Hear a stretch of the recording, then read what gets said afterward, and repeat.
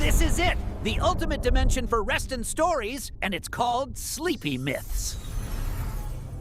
It begins in silence, the kind of silence that fills every corner of the night, the hum of sleeping planets, the faint pulse of a tired galaxy. Somewhere beneath it all, in a cluttered garage that smells faintly of ozone and spilled coffee, Rick Sanchez sits alone. His eyes, red from too many unspoken nights, are fixed on a vial of shimmering green fluid that seems to breathe in the dark. The world outside is sleeping. Morty, Summer, even the stars, everyone but him. He leans forward, elbows on his knees, whispering to no one. Maybe peace is just subtraction.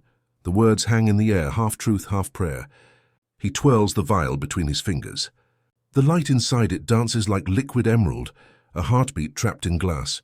For a moment he smiles, though it's not the kind that reaches the eyes. He's built universes, bent time, cheated gods. Yet here he sits, haunted by something he can't outthink, himself. And before the story begins, let's pause for a breath. Before we dive into this quiet night with Rick, tell me, where in the world are you listening from and what time is it there? Maybe it's past midnight. Maybe the world outside your window is just as still. Now grab your coffee or your blanket and let's begin. Rick adjusts the dials on his machine, a strange tower of chrome and glass, softly humming like a lullaby in reverse. He calls it a purifier, though what he's trying to cleanse isn't water or air. It's something heavier, the invisible sediment of guilt, rage, and heartbreak that's built up in his veins. He wipes his hands on a dirty rag. His voice trembles as he speaks again, quieter this time. What if I could cut out what hurts? It's not arrogance tonight. It's exhaustion. He's tired of being the smartest man alive, if that means being the loneliest man alive. He's tired of laughter that feels like defense, of genius that hides fear. Around him, the lab glows like a tired constellation. Bottles, wires, half-empty flasks, and pieces of inventions that never loved him back. A photo rests face down under a pile of blueprints. He doesn't need to see it to remember whose eyes are in it. The vial glows brighter. The machine responds. A quiet hum turning into a tone that vibrates through the air like the first note of a long-forgotten song. Rick hesitates. He feels the weight of his body, the ache in his shoulders, the fog behind his eyes. His life has been a series of escapes, from planets, from people, from himself. But this time he's not running. He's trying to erase the road entirely. He presses the switch. A slow wind fills the room, not from outside but from within the walls, as though the universe itself is taking a breath. Light spreads like ink underwater, soft and green. The sound is almost soothing, like rain on metal. Rick closes his eyes. For a heartbeat, he feels light, weightless, as if every regret, every cruel word, every quiet night of crying into empty flasks, all of it is being peeled away. He thinks, this must be what peace feels like. He thinks, maybe this time I'll sleep. But peace is never that simple. Somewhere in the hum, the machine trembles. The light flickers, deepens, divides. Something begins to pull at him. Not from outside, but from beneath his ribs, as if his very soul is being stretched thin. He gasps. The air tastes electric. In the corner mirror, his reflection stirs. It doesn't copy him this time. It moves on its own, a silhouette within the shimmer of green. The same face, but darker, more alive. It looks back at him with a strange tenderness, like recognition and resentment twisted together. Rick whispers, "Who are you?" But he already knows. The light surges, swallowing the question.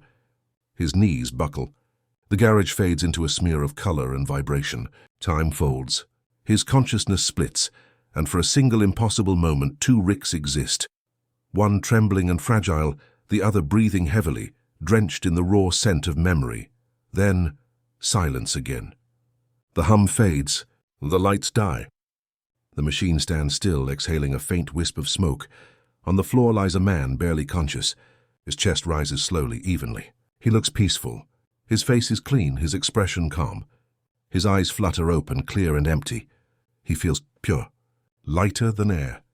He takes a breath that feels like the first one in years. He smiles, a genuine one, or so it seems. He stands up, stretching his shoulders. The pain in his bones is gone. The weight in his mind vanished.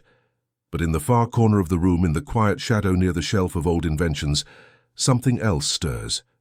A figure, Half-formed, trembling, breathing heavily, crawls across the floor, gasping as though reborn from ash. Its eyes are sharp, burning with emotion too heavy to name.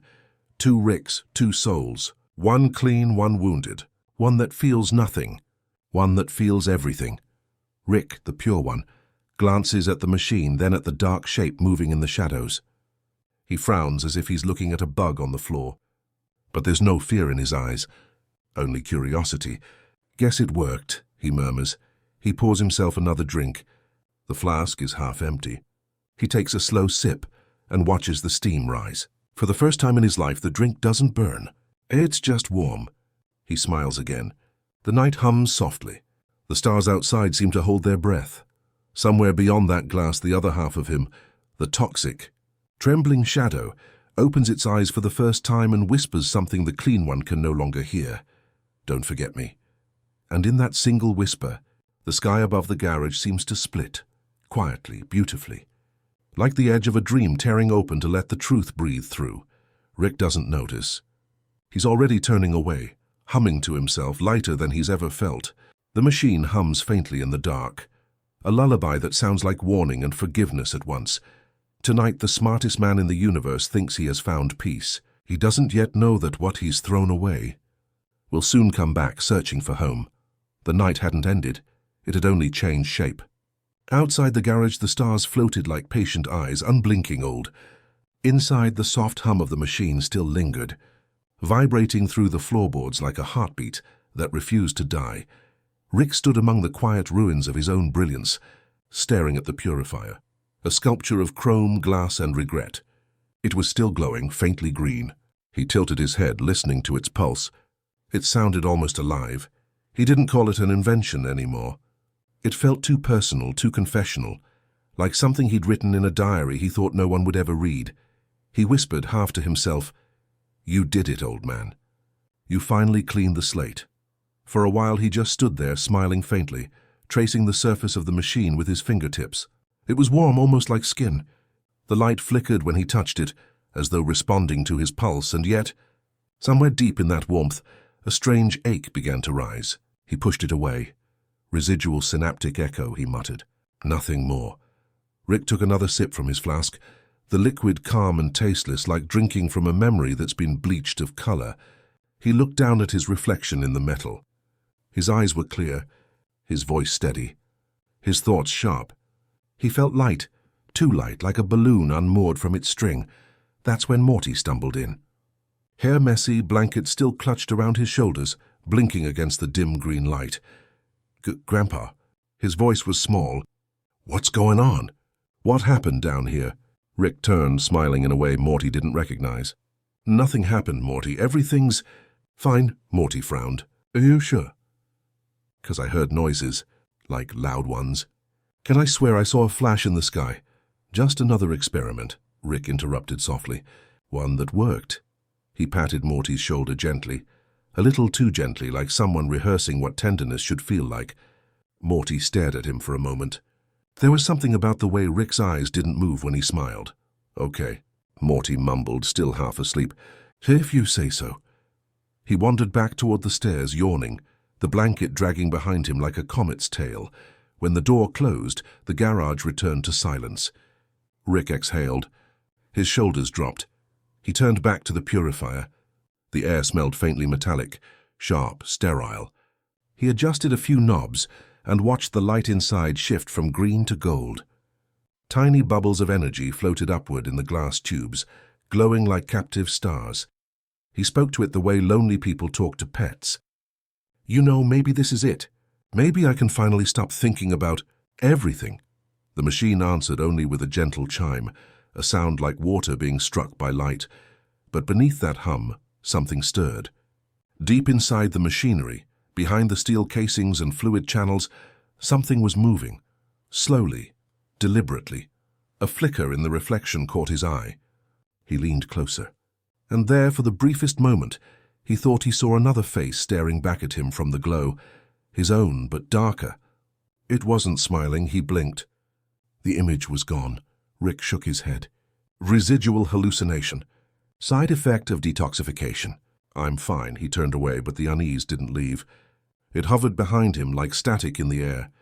He tried to drown it in work, recalibrating sensors, measuring quantum residue, scribbling equations that didn't need solving.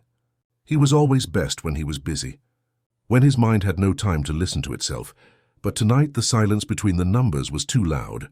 Every time his pen touched the paper, the ink seemed to hesitate, as though it too had questions. Why does peace feel so hollow? Why does silence sound like something missing? He ignored it. Hours passed. The light from the purifier dimmed to a softer hue, almost like candlelight. Outside, Rick didn't notice. He leaned back in his chair, closing his eyes. The air around him shimmered gently, reflecting the glow. For the first time in a long time, he felt still. Yet somewhere in another place, a place just beneath the edges of visible reality, something crawled. Something shaped like him, breathing heavily, shivering under the weight of every feeling he'd discarded. Its hands were shaking. Its eyes, wild and wet, scanned the darkness. The toxic half of Rick Sanchez was waking up. Back in the garage, the purified Rick stretched, yawned, and looked around. He felt as though a great burden had been lifted. He didn't know yet that part of him had been exiled, locked away in a mirror world that pulsed with everything he refused to feel. He stood, walked toward the door, and paused for a moment at the threshold. The morning air brushed against his face. He could smell rain somewhere in the distance, soft, silver, cleansing. Not bad, he said to himself. Not bad at all. The machine behind him flickered once more, brighter this time, a soft, rhythmic glow like a heartbeat trying to find its owner. Rick didn't turn back. He closed the door and left the hum behind him, walking into the grey light of morning. And in that empty garage, surrounded by dust and quiet, the purifier whispered to itself, a low, musical sound like a sigh. Two shadows lingered in its reflection, one calm, one trembling, both waiting to be remembered. The rain came late that morning, soft and silver, soaking the quiet streets of the Smith family home. It was the kind of rain that didn't roar, it whispered. It carried with it the smell of wet asphalt and wilted leaves, and for once the world seemed slower, as if time itself was taking a deep breath. Rick stood at the kitchen window, watching the drops race each other down the glass. He was holding a mug of coffee, black, no sugar, no milk. The warmth reached his fingers but didn't quite touch him inside. Morty shuffled in, still half asleep, hair wild, eyes full of questions that hadn't yet learned how to form. "Morning, Grandpa," he mumbled. "You, sleep okay?" Rick took a sip, eyes never leaving the window. "Sleep's for people who still dream, Morty." Morty frowned. "That's kind of dark, don't you think?" Rick gave a small detached laugh. It was almost pleasant, almost. "Nah, kid. It's just factual. I've eliminated the need for all that mess, dreams, regret, fear, all just neurological noise." Morty blinked. "You eliminated it, like with that machine last night?" Rick finally turned, leaning against the counter. "Exactly. I'm clean now, pure. I've scrubbed off the gunk, all the parts that slow me down." Morty looked uneasy. He tugged at his sleeve. "Yeah, but doesn't that make you like not you?" Rick didn't answer. He just looked at Morty the way scientists look at a puzzle they've already solved. Behind them, the refrigerator hummed softly. The rain kept falling. The silence grew roots in the room. Far away and somewhere between dimensions, in the place where logic dissolves and emotion congeals, something was stirring. A storm of green fog rolled across a metallic wasteland. The air was heavy with toxins, and the ground pulsed like living tissue. And from that fog a shape emerged. It looked like Rick, but wrong. His skin was slick with bile-green sheen. His eyes glowed like twin embers under the surface of polluted water. He gasped, clutched his chest, and screamed, not from pain, but from the overwhelming flood of feeling. It all rushed back at once, every humiliation, every heartbreak, every ounce of shame he'd spent decades burying beneath genius and arrogance. It hit him like a tidal wave. He fell to his knees, trembling. His voice cracked like glass. What did you do, you stupid old man?" He could feel it, his other half, the one who'd cast him away, living somewhere safe, untouched. He could sense him across the veil, calm and empty, unbothered. It made him furious. He stood, breathing raggedly, the toxic air burning his lungs. Around him, the world pulsed with life that should not have been, creatures made of fumes and shadows, born from every emotion Rick had deemed inconvenient. They whispered to him in voices that sounded like his own. He left us behind. He called us waste. He thought he could live without us. Toxic Rick clenched his jaw. His face twisted into something between hatred and sorrow. He can't, he growled. He's nothing without me. Lightning cracked across the green sky. Back in the real world, the purified Rick moved through the day like a machine. He tinkered in the garage. He upgraded the ship's stabilizers. He repaired a broken plasma coil that had been sitting there for weeks. Everything worked. Everything made sense. And yet every so often he would pause, just for a moment, and feel something ghost-like brush against his chest. An echo, a tremor of something lost. He'd shake it off. It was nothing, he told himself. Just residual brain static. But sometimes he'd glance at the corner of the garage and think he saw movement, like a silhouette shifting just out of frame. That evening he called Morty in. Come on, kid. Time for a field trip. Morty's eyes lit up, though warily. Safe one? Define safe, Rick muttered, already pressing buttons on his portal gun. The air tore open with a shimmer of teal light. They stepped through, into a place that smelled like burnt metal and old rain. Morty covered his nose instantly. Ugh, what is this place? Rick frowned. The air was thick and green. The sky churned. The ground trembled faintly like it was breathing. He scanned the readings. The portal gun beeped erratically. This isn't right, he murmured. This isn't on the map. Morty's voice was small. Rick, I think we should go back. But Rick wasn't listening. He felt something, a presence familiar yet warped. It was like hearing your own voice echo from another room. Then came the footsteps, slow, wet, heavy. From the mist, a shape appeared, tall, crooked, and glowing faintly green. When it stepped closer, Morty's breath caught. Rick, he stammered. That looks like, I know, Rick said, his voice low. The figure stepped into view. It was him, but not. Its grin was cracked, its eyes trembling with wild fury. Well, Toxic Rick hissed. Look at you, all clean and calm. You really thought you could cut me out like a tumor? Rick's jaw tightened. You're just the waste. The part that had to go. The toxic twin laughed, a sound like acid boiling. I'm the part that made you, you genius. I'm the pain that kept you sharp. The guilt that kept you from turning into this hollow thing. Morty looked between them, panic rising. Wait, there's two of you? What's going on? Neither answered him. Rick and his reflection stood inches apart, two halves of the same storm, staring into each other's abyss. The rain hissed on the toxic ground. The air buzzed with tension. For a long moment, they simply stared, one calm, one seething, and in that silence, a truth began to take shape. Neither one could exist without the other. The purifier hadn't made Rick better. It had made him incomplete. Toxic Rick leaned forward, whispering, You can't erase me. I am you. Rick didn't respond, but the faint tremor in his hand said everything. The two Ricks stood locked in a mirror that had finally cracked. And on the other side, Morty watched in stunned silence as the first ripple of a coming storm began to form, a storm made not of thunder or light, but of identity itself.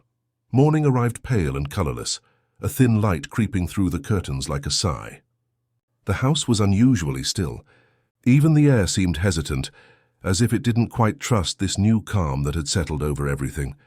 Rick sat at the kitchen table with his sleeves rolled up and his lab coat tossed carelessly on a chair. There was no bottle this time, only a cup of coffee cooling beside him. His eyes were clear, almost peaceful, but there was something distant in that peace, something too even, too deliberate.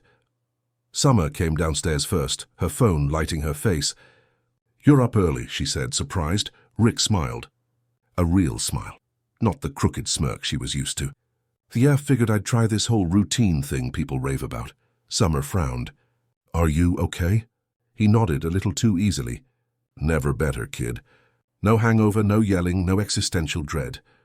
I'm practically a role model now. She didn't know whether to laugh or worry. So she just shrugged and poured cereal. When Morty stumbled in, bleary-eyed and cautious, Rick was already sketching something in his notebook. Lines of equations, drawn with a neatness that felt unnatural. Hey, Grandpa, Morty said quietly. Rick looked up, smiling that same strange, smooth smile. Morning, sport. I'm optimizing breakfast efficiency, Morty blinked. What? Rick pointed at a scribbled chart. I calculated the perfect nutrient ratio for human mood regulation. Turns out, you've been eating wrong your whole life. Toast equals sadness. Morty stared at him. Oh, you, sir, made a chart about toast. Yep, and I feel fantastic. Rick's voice had no edge to it. No sarcasm, no exhaustion, no sting of humor. It was warm, yes, but oddly hollow.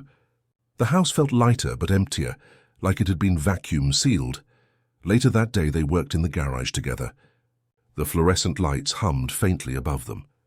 Morty kept glancing at Rick, expecting a rant, a joke, a muttered curse, but there was only silence and that same unnerving calm. Rick moved with precision, not chaos. His tools were lined perfectly, every motion measured and clean.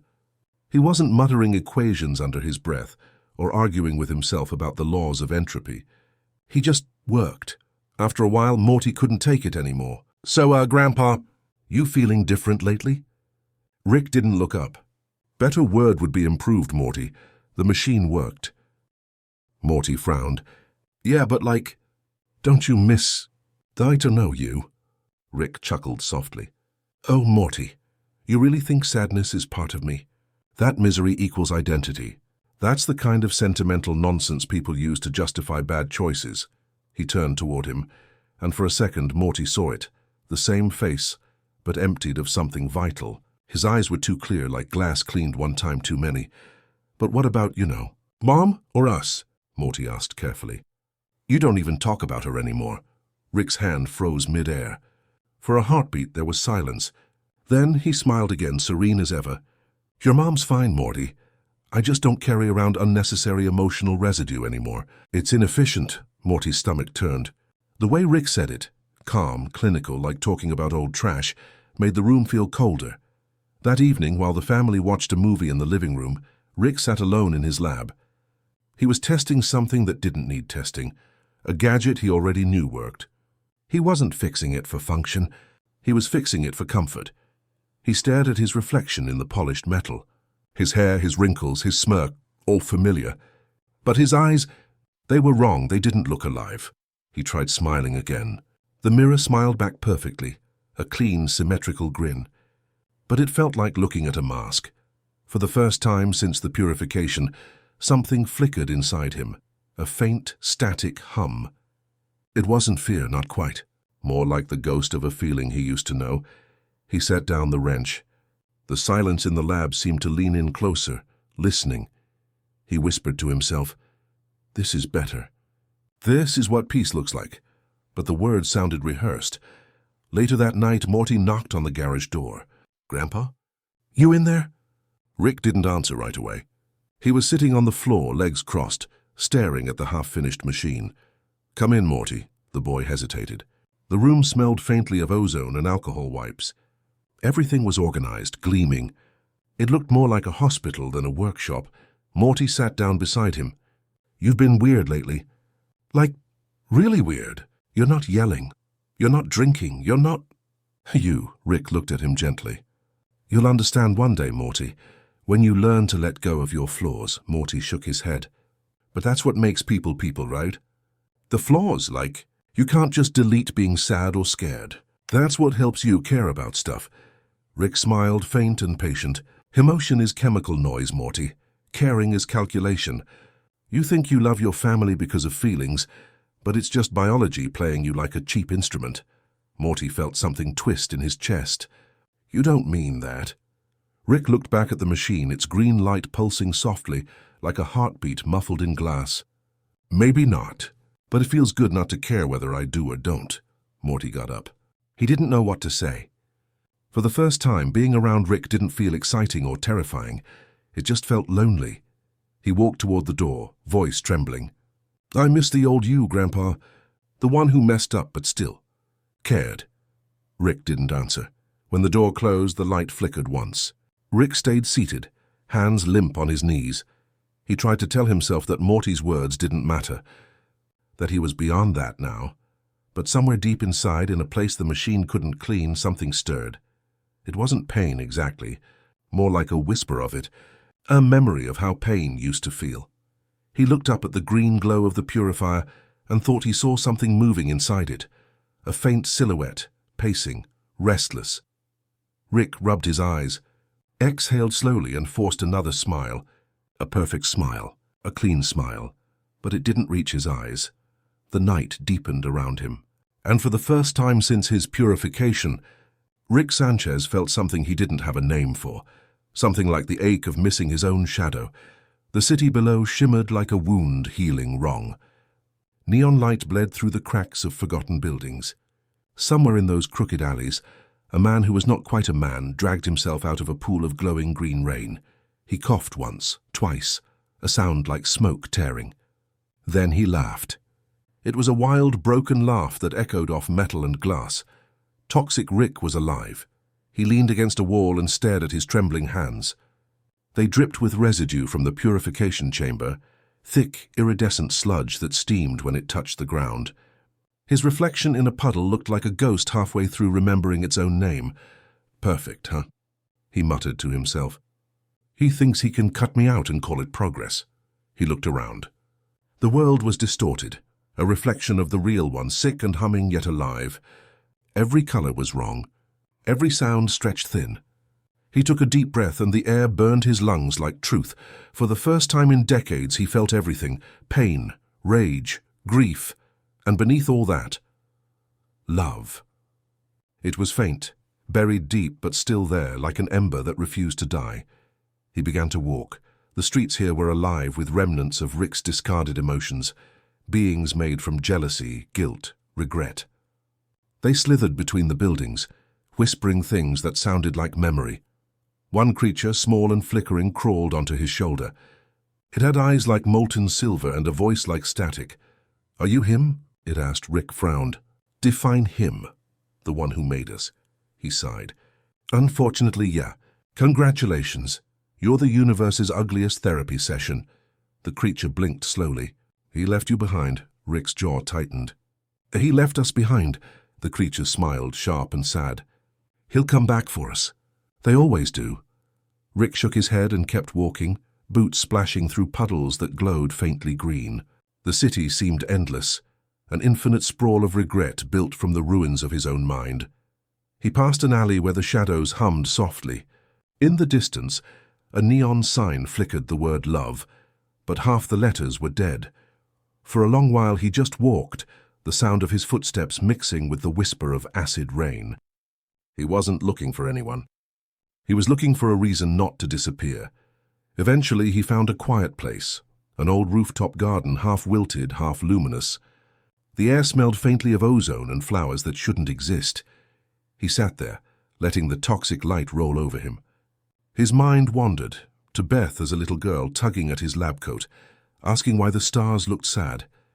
To Morty stumbling through another impossible adventure, always coming back no matter how bad it got.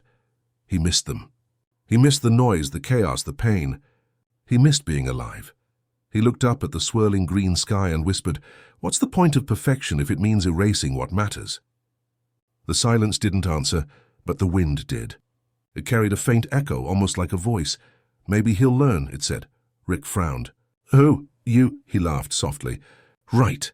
The great cosmic joke as I split myself in two and the broken one's the philosopher." The wind didn't laugh back. It just moved gently through the dead flowers, brushing his face like forgiveness. Down below, lights flickered in the toxic fog. Figures moved, faint silhouettes shaped like his memories. He saw his old lab assistant, the one he'd betrayed. He saw the first alien he'd ever disintegrated, and later pretended not to remember.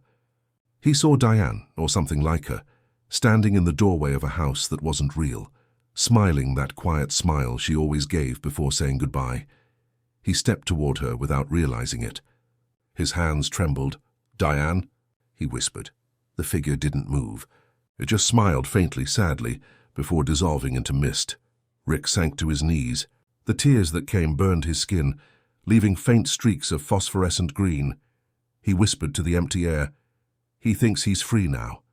But he's the one trapped. I'm the only part that remembers." He stayed there a long time, staring at the skyline of his own regrets. When he finally stood again, the rain had stopped. The air had gone still. In the distance, something pulsed, faint, rhythmic, steady. It was coming from far above, like the heartbeat of another world. He knew what it was. He could feel it. The clean half, the hollow god tinkering with equations in his bright, empty lab. Rick clenched his fists. "You can't survive without me, old man." He didn't say it in anger. He said it in truth, because even now, even in this poisoned realm, the bond between them hadn't broken. The purifier had split their flesh and their thoughts, but not their soul. He felt the pull of that connection, like gravity whispering his name, and for the first time he didn't fight it. He let it guide him. He began walking again, following the faint pulse of light in the sky. The green clouds shifted, as if they recognized him. Each step left glowing footprints that slowly faded, like memories returning to sleep. As he walked, the small creature on his shoulder spoke again, voice trembling. "Where are you going?" Rick looked ahead. His eyes glowed faintly, reflecting the distant shimmer. "To remind him who we are." The creature tilted its head. "And if he doesn't want to remember?" Rick smiled, not cruelly this time, but gently, like a man who finally understands the punchline of a sad joke. "Then I'll make him." The city seemed to bow before him as he walked. The neon lights flickered one by one, whispering old equations and apologies. He didn't look back. Behind him, the rain started again, soft, rhythmic, almost musical. It sounded less like a storm this time, and more like a heartbeat. Morning came slow, the kind of morning that doesn't so much rise as it simply arrives. The house was quiet except for the low hum of Rick's tools in the garage and the faint clink of coffee cups in the kitchen. Morty frowned. "Yeah, but don't you miss? Die to know you." Rick chuckled softly. "Oh, Morty, you really think sadness is part of me? That misery equals identity. That's the kind of sentimental nonsense people use to justify bad choices." He turned toward him, and for a second Morty saw it. The same face, but emptied of something vital. His eyes were too clear, like glass cleaned one time too many. "But what about, Mom or us?" Morty asked carefully. "You don't even talk about her anymore." Rick's hand froze mid-air. For a heartbeat there was silence. Then he smiled again, serene as ever. "Your mom's fine, Morty. I just don't carry around unnecessary emotional residue anymore." It's inefficient. Morty's stomach turned. The way Rick said it, calm, clinical, like talking about old trash, made the room feel colder. That evening, while the family watched a movie in the living room, Rick sat alone in his lab. He was testing something that didn't need testing, a gadget he already knew worked. He wasn't fixing it for function. He was fixing it for comfort. He stared at his reflection in the polished metal. His hair, his wrinkles, his smirk were all familiar. But his eyes, they were wrong. They didn't look alive. He tried smiling again. The mirror smiled back perfectly, a clean, symmetrical grin. But it felt like looking at a mask. For the first time since the purification, something flickered inside him. A faint, static hum. It wasn't fear, not quite. More like the ghost of a feeling he used to know. He set down the wrench. The silence in the lab seemed to lean in closer, listening. He whispered to himself, "This is better. This is what peace looks like." But the words sounded rehearsed. Later that night, Morty knocked on the garage door. "Grandpa?" "You in there?" Rick didn't answer right away. He was sitting on the floor, legs crossed, staring at the half-finished machine. "Come in, Morty." The boy hesitated. The room smelled faintly of ozone and alcohol wipes. Everything was organized, gleaming. It looked more like a hospital than a workshop. Morty sat down beside him. "You've been weird lately." "Like, really weird. You're not yelling, you're not drinking, you're not—" Rick looked at him gently. "You'll understand one day, Morty, when you learn to let go of your flaws." Morty shook his head.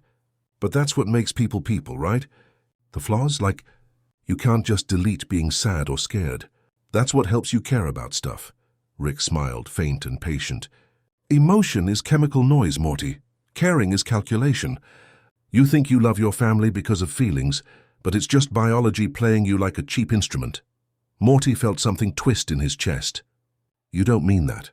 Rick looked back at the machine, its green light pulsing softly, like a heartbeat muffled in glass. "Maybe not. But it feels good not to care whether I do or don't." Morty got up. He didn't know what to say. For the first time, being around Rick didn't feel exciting or terrifying. It just felt lonely. He walked toward the door, voice trembling. "I miss the old you, Grandpa. The one who messed up, but still. Cared? Rick didn't answer. When the door closed, the light flickered once. Rick stayed seated, hands limp on his knees.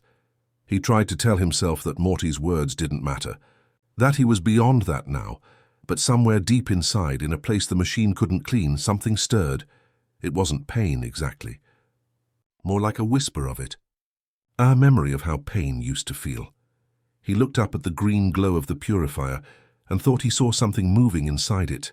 A faint silhouette, pacing, restless. Rick rubbed his eyes, exhaled slowly, and forced another smile. A perfect smile. A clean smile, but it didn't reach his eyes. The night deepened around him, and for the first time since his purification, Rick Sanchez felt something he didn't have a name for, something like the ache of missing his own shadow. The city below shimmered like a wound, healing wrong. Neon light bled through the cracks of forgotten buildings. Somewhere in those crooked alleys, a man who was not quite a man dragged himself out of a pool of glowing green rain. He coughed once, twice, a sound like smoke tearing. Then he laughed. It was a wild, broken laugh that echoed off metal and glass. Toxic Rick was alive. He leaned against a wall and stared at his trembling hands. They dripped with residue from the purification chamber, thick, iridescent sludge that steamed when it touched the ground. His reflection in a puddle looked like a ghost, halfway through remembering its own name. Perfect, huh? He muttered to himself. He thinks he can cut me out and call it progress. He looked around. The world was distorted, a reflection of the real one, sick and humming yet alive. Every color was wrong. Every sound stretched thin. He took a deep breath and the air burned his lungs like truth. For the first time in decades he felt everything. Pain, rage, grief, and beneath all that, love. It was faint, buried deep, but still there like an ember that refused to die. He began to walk. The streets here were alive with remnants of Rick's discarded emotions, beings made from jealousy, guilt, regret. They slithered between the buildings, whispering things that sounded like memory. One creature, small and flickering, crawled onto his shoulder. It had eyes like molten silver and a voice like static. "Are you him?" it asked. Rick frowned. "Define him, the one who made us," he sighed. "Unfortunately, yeah. Congratulations, you're the universe's ugliest therapy session." The creature blinked slowly. "He left you behind." Rick's jaw tightened. "He left us behind." The creature smiled, sharp and sad. "He'll come back for us." "They always do." Rick shook his head and kept walking, boots splashing through puddles that glowed faintly green. The city seemed endless, an infinite sprawl of regret built from the ruins of his own mind. He passed an alley where the shadows hummed softly. In the distance, a neon sign flickered the word love, but half the letters were dead. For a long while he just walked, the sound of his footsteps mixing with the whisper of acid rain. He wasn't looking for anyone. He was looking for a reason not to disappear. Eventually he found a quiet place, an old rooftop garden, half wilted, half luminous.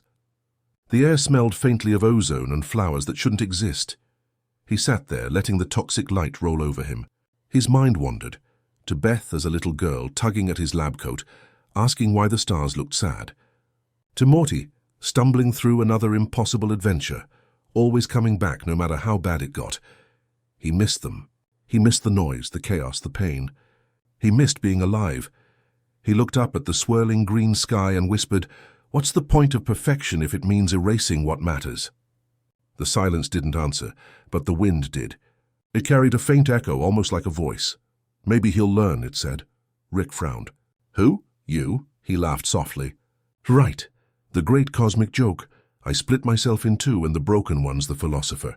The wind didn't laugh back. It just moved gently through the dead flowers, brushing his face like forgiveness. Down below, lights flickered in the toxic fog. Figures moved, faint silhouettes shaped like his memories. He saw his old lab assistant, the one he'd betrayed. He saw the first alien he'd ever disintegrated, and later pretended not to remember. He saw Diane, or something like her, standing in the doorway of a house that wasn't real, smiling that quiet smile she always gave before saying goodbye. He stepped toward her without realizing it. His hands trembled. "Diane," he whispered. The figure didn't move. It just smiled faintly, sadly, before dissolving into mist. Rick sank to his knees. The tears that came burned his skin, leaving faint streaks of phosphorescent green. He whispered to the empty air, "He thinks he's free now. But he's the one trapped. I'm the only part that remembers." He stayed there a long time, staring at the skyline of his own regrets. When he finally stood again, the rain had stopped. The air had gone still. In the distance, something pulsed, faint, rhythmic, steady. It was coming from far above, like the heartbeat of another world. He knew what it was. He could feel it, the clean half, the hollow god tinkering with equations in his bright, empty lab. Rick clenched his fists. "You can't survive without me, old man." He didn't say it in anger. He said it in truth, because even now, even in this poisoned realm, the bond between them hadn't broken. The purifier had split their flesh and their thoughts, but not their soul. He felt the pull of that connection, like gravity whispering his name, and for the first time, he didn't fight it. He let it guide him. He began walking again, following the faint pulse of light in the sky. The green clouds shifted as if they recognized him. Each step left glowing footprints that slowly faded, like memories returning to sleep. As he walked, the small creature on his shoulder spoke again, voice trembling. "Where are you going?" Rick looked ahead. His eyes glowed faintly, reflecting the distant shimmer. "To remind him who we are." The creature tilted its head. "And if he doesn't want to remember?" Rick smiled. Not cruelly this time, but gently, like a man who finally understands the punchline of a sad joke. "Then I'll make him." The city seemed to bow before him as he walked. The neon lights flickered one by one, whispering old equations and apologies. He didn't look back. Behind him the rain started again, soft, rhythmic, almost musical. It sounded less like a storm this time, and more like a heartbeat. Morning came slow, the kind of morning that doesn't so much rise as it simply arrives. The house was quiet except for the low hum of Rick's tools in the garage and the faint clink of coffee cups in the kitchen. Morty sat at the table, chin in hand, staring at the window. The sky was grey, not stormy, not calm, just grey, like the in-between place people go when they don't know what they feel. He thought about his grandpa, about the way Rick used to fill a room like weather, loud, unpredictable, sometimes terrifying but alive. Now the air around him felt too clean, too still. When Rick finally entered the kitchen, he wasn't wearing his lab coat, just a plain shirt, pressed flat, almost domestic. He poured himself a drink, water, not whiskey, and gave Morty a calm, unhurried smile. "Morning, kiddo." Morty blinked. You just called me kiddo." Rick sipped the water and shrugged. "What? I can't be affectionate now." "No, it's just weird." "You never say that." Rick chuckled softly. "Maybe I'm improving." But the sound of his laugh, clean, polished, almost too measured, made Morty's skin prickle. He watched Rick move around the kitchen, every gesture smooth and deliberate. The man who once spilled coffee on blueprints and cursed the laws of physics now handled dishes like fragile art. "Hey, Grandpa," Morty said carefully. "Are you sure you're okay?" Rick looked up from the sink. "Of course. I'm the best I've ever been. No guilt, no anger, no chaos, just clarity." Morty frowned. "Yeah, but—" "You don't laugh at my jokes anymore." "You don't make fun of Summer's phone obsession." "I don't waste energy," Rick interrupted gently. Morty hesitated. "Isn't that kind of what makes life?" "Life? Wasting a little energy on people?" Rick's eyes softened. "Morty, the universe doesn't reward inefficiency." "Caring hurts. So I took the hurt away. Simple as that." Morty slumped back in his chair. You can't just delete pain like a computer file, Grandpa." Rick smiled faintly. "I already did." That day they went into the garage together. Rick was rebuilding a small satellite dish. Morty handed him tools, pretending to help, but really he was watching. There was something unsettling about the silence. The old Rick used to fill these hours with muttering. Rants about wormhole equations or bad TV, but now, just the soft click of metal against metal. "Hand me the phase spanner," Rick said quietly. Morty passed it without a word. "You know," Rick continued, "I used to think emotions made me strong, that they drove my curiosity. But the truth is they were just distractions. Fear, shame, love, all noise." Morty frowned. "Love's not noise." Rick looked at him, one eyebrow raised. "Isn't it? Love's just biology pretending to be poetry." Morty looked down at the floor. You didn't used to talk like this. Rick tightened a screw with mechanical precision. That's because I used to be infected by feeling. Morty's voice came out small. And what about me? Do you still care about me? Rick paused, his hand hovering over the table. For a second, something flickered across his face, almost like static. Then he smiled again. Of course, Morty, you're statistically significant to my experience. Morty's stomach sank. He didn't know why that hurt so much. That evening, Summer noticed it too. She whispered to Morty in the hallway. He's acting like a robot. Morty nodded. I know. It's like he's still Rick, but all the color's been drained out. Beth overheard them. She frowned, her voice uncertain. Maybe it's good? I mean, he's calmer. He's not breaking things anymore. Morty shook his head. Yeah, but it's not him. It's like he cut out the part that actually cares about us. Beth sighed. Maybe that part hurt too much. Morty didn't answer. He didn't want to admit that maybe she was right. That night, Rick sat outside on the porch watching the stars. His drink was still water. The air was still. Morty joined him quietly, sitting down beside him. You ever think about, like, what happens to people when they die? Morty asked softly. Rick didn't look away from the sky. Entropy happens. The molecules scatter. Energy returns to equilibrium. Morty frowned. No, I mean like the people part, the memories, the love. Rick took a slow sip, still watching the stars. All illusions, Morty. Nice ones, sure. But illusions, Morty sighed. Then why did you save me all those times? Why did you risk your life for me? Rick turned, meeting his eyes. Because it was useful to the experiment. Morty flinched, looking away. You don't mean that. Rick tilted his head. Don't I? For a long time they sat in silence. The night stretched on, soft, infinite, and heavy. Then faintly Morty said, You think you made yourself better. But you just made yourself smaller. Rick didn't reply. His gaze returned to the stars, distant and unblinking. But somewhere inside him, deep beneath the chemical calm, something cracked.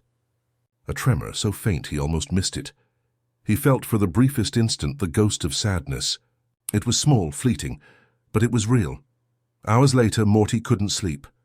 He crept back into the garage. The machine and the purifier still glowed faintly green, pulsing like a heartbeat. He stepped closer, staring at its smooth metal casing. He didn't understand it, not really, but he could feel something alive inside. He whispered, Are you still in there? For a moment, nothing happened. Then the surface flickered just once, like a reflection shivering in water. Morty stumbled back. Rick, he whispered. The real you? No answer. Just a low hum, deep and mournful, like the sound of a trapped sigh. He turned toward the door, empty, but before leaving he looked back once more. I don't know what's happening, he said softly. But I think you made a mistake. The machine pulsed once, brighter than before. A slow green blink like an eye opening somewhere in the dark. Back in the house, Rick lay awake in bed. The stillness was suffocating. The peace he had created now felt more like absence. He stared at the ceiling. A thought drifted through his mind, a small, uninvited. Did I really make myself better, or did I just make myself numb? He turned over, trying to bury the thought, but it clung like static. Somewhere deep within him, in the place where he had buried his pain, a voice whispered, faint and distant, You can't erase me. Rick opened his eyes. The sound wasn't coming from his mind. It was coming from the garage. He didn't move. Didn't breathe. Just listened. The voice faded, leaving only the hum of the night.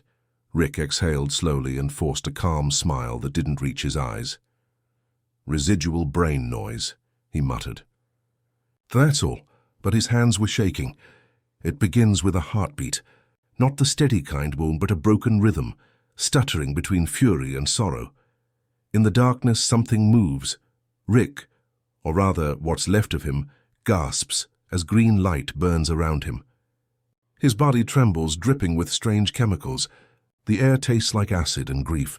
Every breath feels like swallowing regret. He falls to his knees, coughing up memories. The smell of gun oil, the sound of Beth's laughter.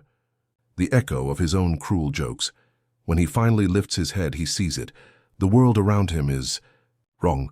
It's his lab, or maybe a dream of it, twisted and pulsating. Machines bend like melted bones. The ceiling drips liquid light. Equations scrawl themselves across the walls, bleeding ink that hisses when it hits the floor. He whispers, "Where the hell am I?" The voice that answers is not human. Here it slithers through the air like smoke. "You're home." Rick stands, stumbling. "Show yourself."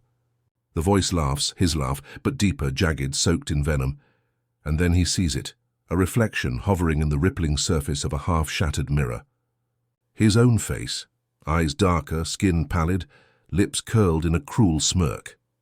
"You," Rick growls. "You're me." The reflection steps forward out of the glass like a ghost peeling from its coffin. "Correction," it says. "I'm you without lies." The toxic Rick, raw, furious, alive with emotion, circles him slowly. "You wanted purity, but you forgot what purity really means. It means truth. And the truth, Rick, is ugly." The clean Rick blinks, confusion flickering. What? But no, he isn't here. The clean version is somewhere else. This Rick, this thing is trapped inside the machine, and in here every thought has a voice. Every regret has teeth. He begins to walk. The floor is soft, shifting beneath him like breathing skin. In the distance, lights flicker, memories caught in motion. He sees himself years ago holding Beth's tiny hand at a fairground. She's smiling, eyes wide at the fireworks above. Then the scene twists. The fireworks turn to explosions, smoke, crying, the smell of burned metal. Rick stumbles away, clutching his head. "No, no, no." The voice follows. "You don't get to forget. You built me out of what you couldn't face. Every mistake, every lie, every drop of hate, and that's me." The toxic Rick appears again, walking beside him. "I am the part that keeps you human," Rick snarls. "You're the part that destroys everything." "Exactly," the toxic version whispers. "And without me, you don't build. You don't fight. You don't feel. You're not a man, Rick. You're just empty circuitry." Rick's breathing quickens. "I just wanted peace." The toxic self leans in, grinning. Peace isn't living. Peace is death. He runs through corridors that stretch like rubber, through flashing visions of planets he's destroyed, lovers he's abandoned, universes he's condemned in the name of science. Each step drags through guilt like mud. "Stop it!" He screams, but the walls don't listen. They pulse with faces, Morty's, Summer's, Beth's, each one whispering something different. "You left us. You lied. You drank. You hurt." Rick falls again, gasping. His hands shake. The green light burns hotter now, leaking through his veins. The toxic world, this mirror dimension, this is feeding on his denial, and deep down, he knows.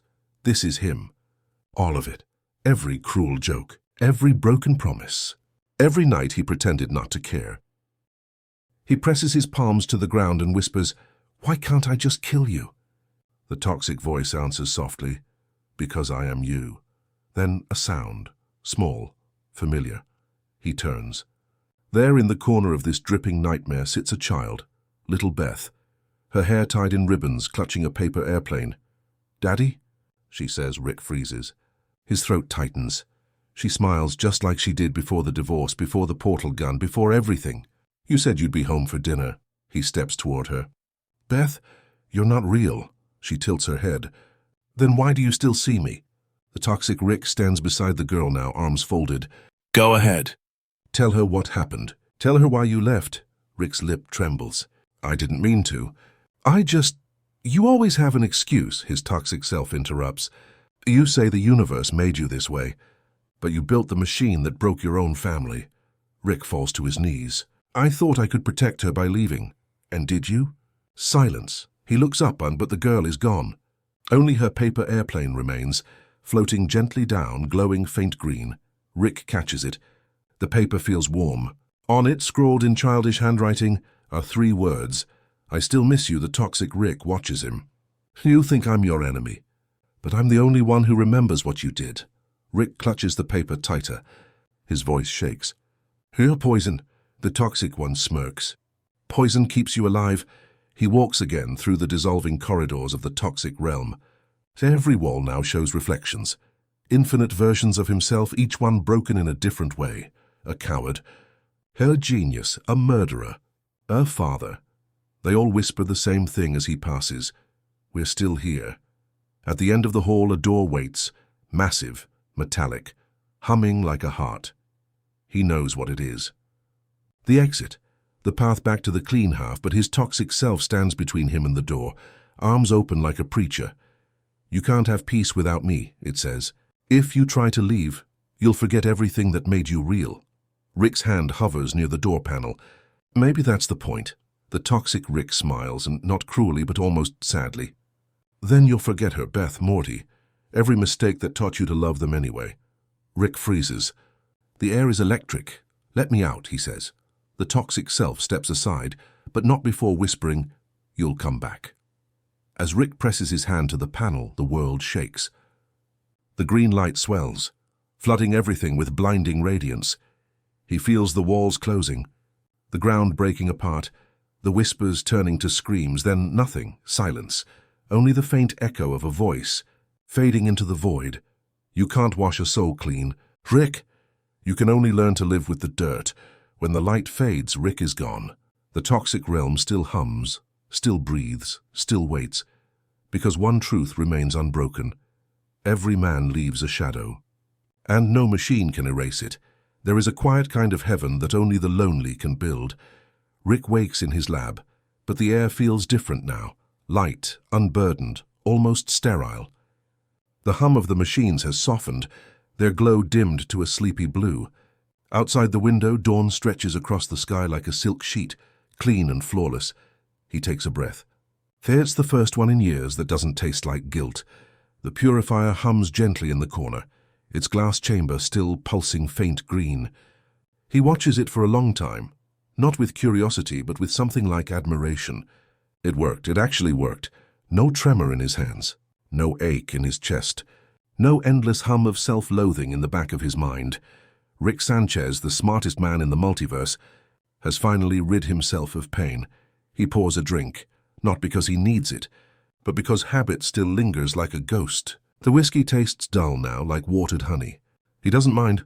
Morty walks in quietly, eyes puffy from sleep. Grandpa, you were in the lab all night again?" Rick turns. His expression is calm, almost gentle. "Yeah, buddy." "Just finished fixing?" "Me," Morty frowns. "Fixing you?" "Yeah," Rick says, his tone steady, emotionless but warm. "Turns out all the sadness, all the anger, all the messy stuff, it's unnecessary weight. Slows the neurons down." Morty stares. "So you're saying you don't feel anything now?" Rick chuckles softly. "Oh, I feel plenty. Just not the bad stuff. You know, the things that make people miserable. I'm finally free, Morty." He smiles, and it's radiant, almost saintly. But something about it makes Morty uneasy. The smile doesn't reach his eyes.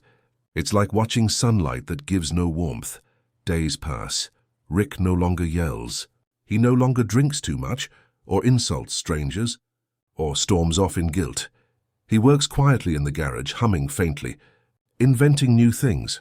A gravity stabilizer that could calm planetary storms, a serum that cures heartbreak, a mirror that shows you your best self instead of your real one. The house grows peaceful. Beth visits more often. Summer laughs louder. Morty starts sleeping better, at first, but after a week he begins to notice something strange. Rick doesn't seem to laugh anymore. Not really. His voice never cracks with emotion. His eyes never soften. He listens when people talk, but never truly hears them. He compliments Beth on her work as a surgeon, but his words sound rehearsed, like reading from a script. He hugs Summer, but his arms feel weightless, like a hologram trying to remember what warmth was. One night Morty finds him outside, standing in the backyard, staring at the stars. "Grandpa?" Rick doesn't turn. "Hey, kiddo, what are you doing out here?" "Just thinking." "About what?" Rick's answer is soft. "About how peaceful it is, now that there's nothing left to ruin." Morty shivers. "You mean—" "You're not sad anymore." Rick finally turns to look at him. His face is lit by moonlight, serene, angelic, empty. "Sadness was a malfunction, Morty. I debugged it, but—" Morty steps closer, searching his grandfather's face. "Don't you miss, feeling things?" Rick smiles again. "Why would I miss pain?" Morty's voice cracks. "Because it's part of being human, Grandpa." Rick tilts his head, studying him like a scientist examining a peculiar specimen. "Maybe that's the problem, Morty. Maybe being human isn't the goal." Inside, the house grows quieter. Even the clocks tick slower. Rick's inventions multiply. Machines that erase grief, boxes that delete unwanted memories, a purity field that sterilizes sadness from the air. The world around him starts to reflect his mind, spotless, efficient, calm. But the calm feels cold. The more he purifies, the less real everything becomes. Morty notices the garden, once wild and messy, now perfectly symmetrical. The flowers all bloom at the same height, the same hue, the same rhythm. When summer picks one, it releases no scent. Beth's laughter fades quicker each time she visits, as though the air itself swallows sound too fast. Even the stars outside seem dimmer. One evening, Morty dares to ask again, "Grandpa, do you remember the last time we laughed so hard we cried?" Rick pauses his work. "Crying is a biological malfunction, Morty. A weakness in the emotional circuits. I fixed that too." Morty shakes his head. "No, it's not. It's what made you you." Rick sighs, adjusting his goggles. "You're sentimental." "It's cute." Morty steps forward. "You're not happy, are you?" Rick glances up slowly. "Happiness is just a chemical illusion, Morty. But peace is real." He says it softly, but his words echo through the garage like a prayer. Later that night, Rick sits alone in the dark. His flask sits untouched beside him. The air smells of metal and rain. He gazes at the glowing blueprints scattered on his desk, sketches of machines meant to cure loneliness, to sterilize heartbreak, to wipe regret from existence. For a long while, he just stares. Then he whispers, almost too softly to hear, "I don't remember what it felt like." The words drift through the empty room, unanswered. In the corner, something flickers. For a heartbeat, the reflection in the lab window doesn't match his movements. It lags, just slightly, then smiles back at him with a glimmer of something darker. He blinks, and it's gone, but he swears he hears it whisper, faint and low. Like a thought he's forgotten how to think. You can't build perfection without killing what makes it alive. Rick exhales long and slow. "Just my imagination," he murmurs. Still, when he lies down that night, sleep won't come easily. For the first time since the purge, his mind feels heavy, not with guilt, but with absence. He dreams of the stars, and vast and silent. Each one flickers perfectly, never dying, never burning too bright. A flawless universe, and yet, somehow it feels lonelier than the one he left behind. In the dream, a voice calls to him, soft, echoing from somewhere deep in his mind. Peace without pain isn't peace. It's silence. He turns toward the sound, but the voice fades. He wakes before dawn, the air still and clean. For a long time, he sits in that sterile quiet, staring at his hands. Then, almost without realizing, he says aloud, "Maybe silence isn't enough." The words hang there, fragile as glass. Outside, one imperfect bird sings, slightly off-key. Slightly late, man, but real. Rick listens, eyes half-closed. For a fleeting second, his smile almost feels human again. The morning began without sound. The sun rose politely, the sky pale and empty. Not a single cloud dared interrupt its perfection. Inside the Smith house, even the coffee maker hummed too evenly, its rhythm as precise as a heartbeat on a machine. Morty sat at the kitchen table, staring at a plate of untouched pancakes. Rick sat across from him, reading something on a holographic screen that glowed a faint silver blue. There was no smell of whiskey in the air anymore. No half-sung songs, no muttered curses. Just order. "Grandpa," Morty said softly. Rick didn't look up. "Yeah, sport?" Morty hesitated. "Do you feel happy?" Rick's voice was calm, almost detached. "Happiness is a crude metric, Morty. I feel content. It's the closest measurable equivalent." Morty frowned. "That's not what I mean. I mean, like, do you still like stuff?" Rick finally glanced up. "Define like." Morty exhaled, defeated. He pushed the plate away. "Never mind." Rick's gaze lingered for a moment, but his face didn't change. The man who once rolled his eyes, who once sighed with irritation or laughed too loudly, he was gone. Morty missed that man more than he ever thought he could. That afternoon, Rick invited Morty to the garage. "I've built something," he said. His tone clinical but polite. Morty followed him in, wary. The air inside the lab smelled faintly of ozone and sterilized metal. Every surface gleamed. There were no scribbled notes, no loose wires. Only the kind of order that comes after a storm has erased everything. Rick gestured to a large glass dome in the center of the room. Inside floated a glowing sphere of soft blue light. "What is it?" Morty asked. Rick smiled faintly. "A universe without suffering." Morty blinked. "What?" I removed pain from its biology.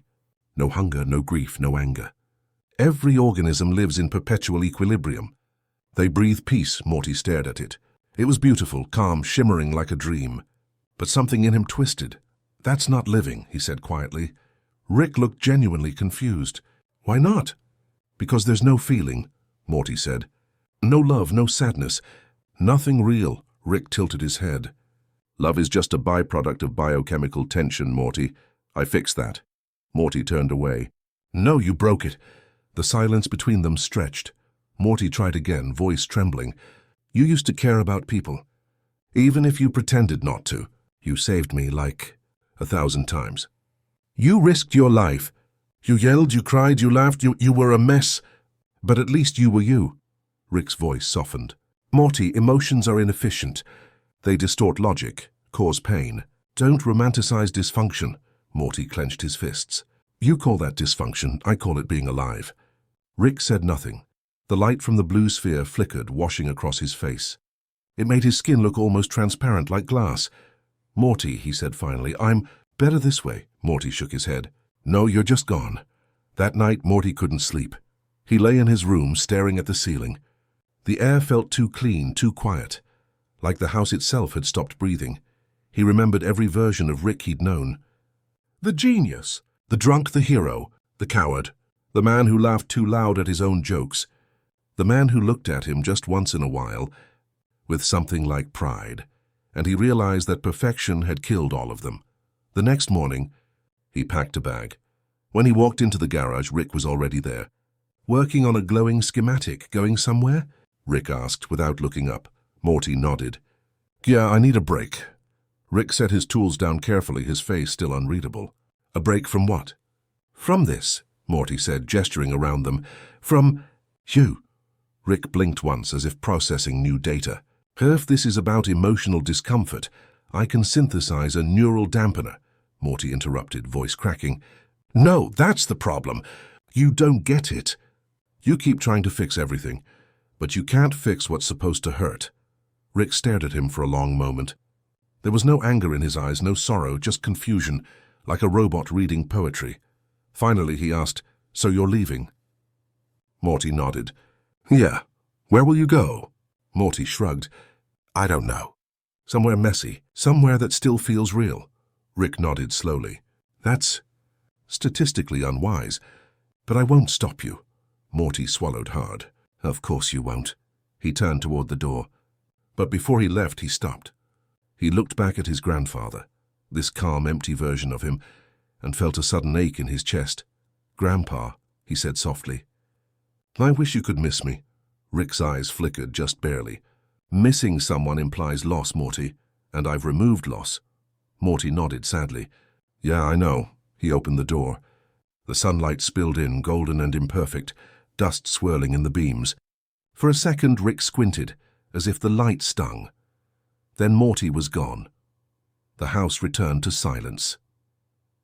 Rick sat alone in the garage for hours, motionless. The machines hummed. The dome glowed softly. The perfect little universe spun peacefully within it.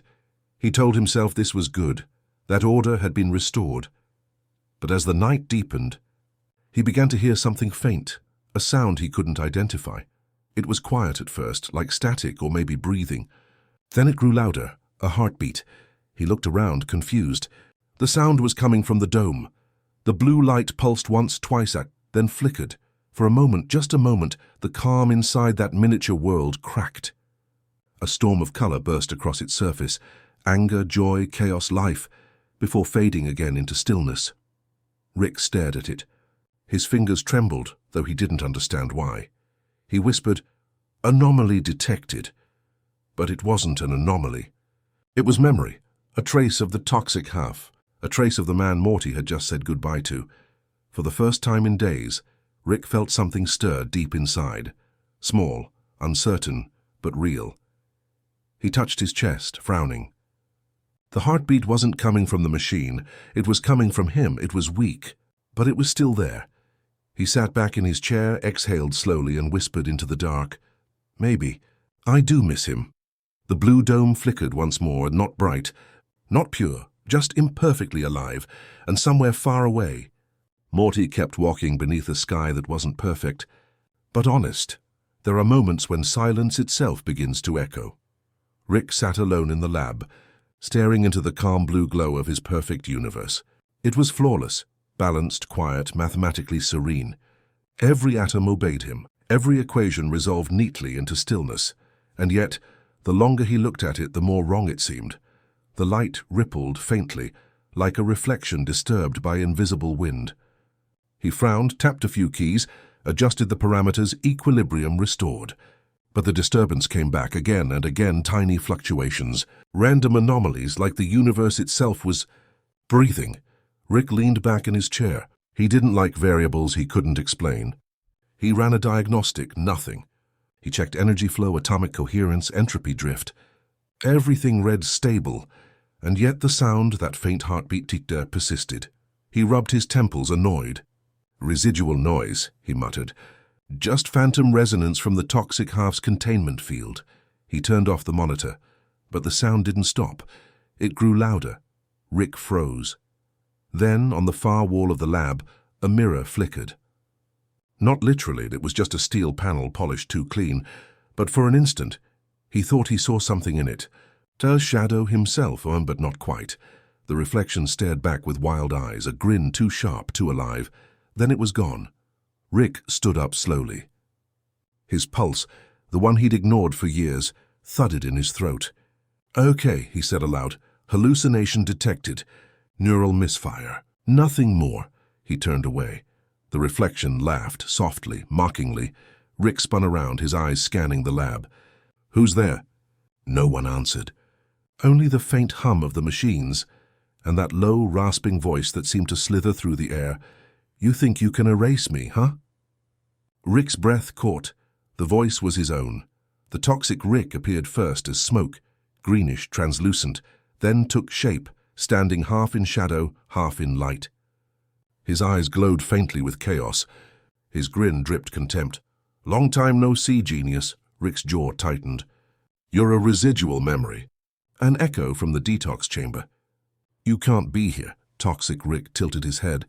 "Funny thing about memories, Rick, they never really die. You just bury them under logic." He took a step forward, his boots not quite touching the floor. "But I'm what's real. I'm the part that feels." Rick crossed his arms. "You're the disease, and you're the corpse," the toxic version shot back. For a long moment, neither moved. The silence pulsed like a living thing between them. Then Toxic Rick smiled faintly. "You thought you could scrub yourself clean, purge the anger, the guilt, the mess. But you forgot something, Slick. Pain's the root of every equation you ever solved. Without it, you're just a calculator." Rick's voice was steady, but his fingers trembled. "You're a distortion, a chemical imbalance. You don't represent truth, just interference." Toxic Rick smirked. "Then why are you shaking?" Rick didn't answer. He turned back to his instruments, trying to shut out the voice. But as his hands moved, every gesture seemed slower, heavier. For the first time in a long while, he felt tired. "Tell me something," Toxic Rick whispered, circling him like smoke. Did Morty look disappointed when he left? Rick froze mid-motion. The toxic reflection grinned wider. "Oh yeah, he walked out on you, didn't he?" Little Morty finally saw the truth, saw the dead man behind the science. Rick's voice was low, dangerous. "You don't know what you're talking about." "Oh, I know exactly what I'm talking about," Toxic Rick hissed. "You think you evolved past me, but you're nothing without the part that cares. You're hollow, efficient, predictable." He leaned close enough for Rick to feel the static between them. "I built a perfect world and still couldn't fill the hole he left." Rick turned sharply. "I removed the hole." Toxic Rick laughed, the sound raw and human. "You can't remove it, idiot. It's what made you." The lab lights flickered. Energy spiked through the floor. The blue dome pulsed faster, responding to their voices as though it too were alive. Rick stepped back, staring as the perfect universe began to fracture, fine lines of chaos threading across its surface like cracks in glass. What did you do?" he demanded. Toxic Rick shrugged.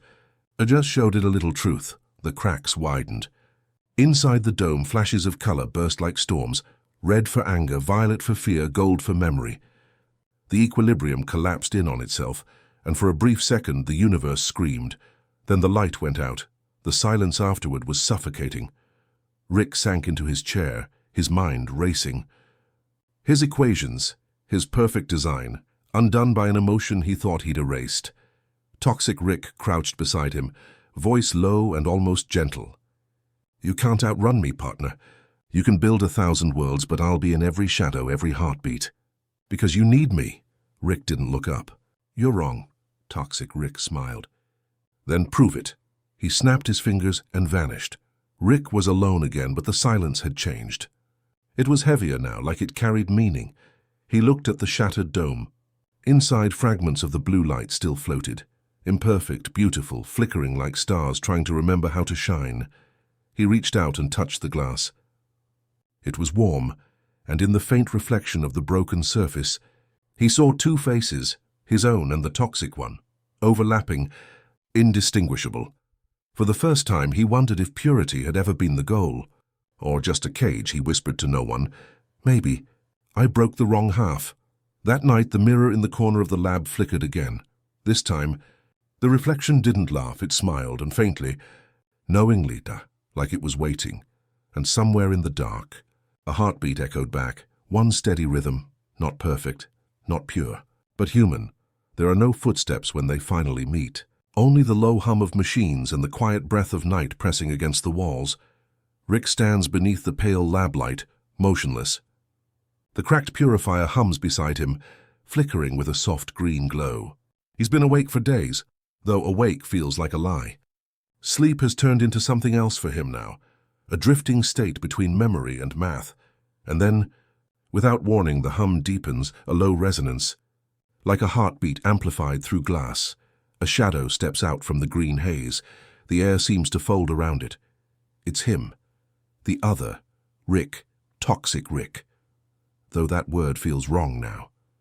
The figure that emerges doesn't radiate hatred anymore. He looks tired, as if rage itself has worn him down to something softer. His eyes are dimmer, more human. "Finally found your courage to look at me," the shadow says. His voice sounds less venom, more exhaustion. Rick doesn't flinch this time. "Guess you're too stubborn to die." "Guess you are too," the shadow murmurs, stepping closer. For a long while they just stand there, two reflections of the same man, separated by a dream of perfection. The air between them buzzes like static, not threatening, just alive. Toxic. Rick breaks the silence first. "You remember Beth's laugh?" Rick's brow furrows. "What?" "Her laugh," the shadow says again, his tone suddenly wistful. "That stupid tiny snort she used to make when she found something really funny. Like when you'd spill beer on yourself trying to look cool." Rick's throat tightens. "I deleted that file." The shadow smiles faintly. "No, you didn't. You just buried it. You can't erase love no matter how much you scrub." Rick stares at him, voice low. "I didn't come here for nostalgia." The shadow tilts his head. "Then why are you here?" Rick hesitates. "The words don't come easy." "Because you won't go away." Toxic Rick chuckles softly, almost sadly. "Neither will you." They circle each other like planets sharing the same orbit, neither daring to collide. Rick finally says, "You were everything wrong with me. The bitterness, the self-hate, the fear. You dragged me down." The toxic reflection's voice is steady. "And you were everything that gave up." The part that stopped caring. The one who looked at the stars and saw equations instead of beauty. Rick looks away. Beauty's for people who can afford to lie to themselves, or for people who finally stop, the shadow replies quietly. Stop pretending that peace means emptiness. A faint breeze drifts through the open garage door. It carries the smell of rain, faint oil, wet dust, the ghost of summer. Rick's shoulders slump. "You think I miss you?" "You think I need you?" Toxic Rick doesn't answer right away. He steps closer, and when he speaks, his voice trembles with something fragile. "No," he says softly. "I think you miss being whole." Rick exhales, shaky, half a laugh, half a sigh. "You're not part of me. You're the infection I cut out." "Then why," the shadow asks, "do you still dream of me?" Rick's gaze sharpens him and then drops. He doesn't answer. The light flickers again, green washing over blue, blue fading to grey. The purifier machine hums like a sleeping creature. Toxic Rick lowers his voice. You know, I thought you'd forget me. I thought you'd build something so big, so perfect, that you'd finally drown me out. He smiles faintly. But even gods get lonely. Rick almost smiles back. You talk too much for a hallucination, and you drink too much for a genius, for the briefest second. They almost laugh. Two weary versions of the same soul, separated by an experiment gone too well. Something shifts in the air, soft. Magnetic toxic, Rick says quietly, you built the machine to erase pain. But pain wasn't the problem, was it? It was what you did with it. Rick studies him. The flicker of emotion, the tremor in his jaw, the haunted look that he knows too well because it's his own. I wanted peace, Rick whispers. No, his reflection replies. You wanted permission to stop caring. Rick swallows. Isn't that peace? The shadow shakes his head. No, Rick. Peace is when it hurts and you still stay. The hum of the lab softens as if the machines themselves are listening. Rick takes a slow step forward. You think we can just fuse again? Like nothing happened? The toxic version looks at him, eyes glimmering faintly. We don't fuse, Rick, we forgive. Rick lets out a tired laugh. Forgive myself? That's not science. It's survival. They stand inches apart now, the green light shimmering across their faces. One is trembling. The other looks like he finally understands why. The toxic Rick extends a hand. Hesitant, uncertain, Rick stares at it, motionless. His mind races through probabilities, consequences, quantum anomalies, anything to avoid the simplicity of what's being asked. Finally, he lifts his hand too. Their fingertips brush and the air seems to hold its breath. No sparks.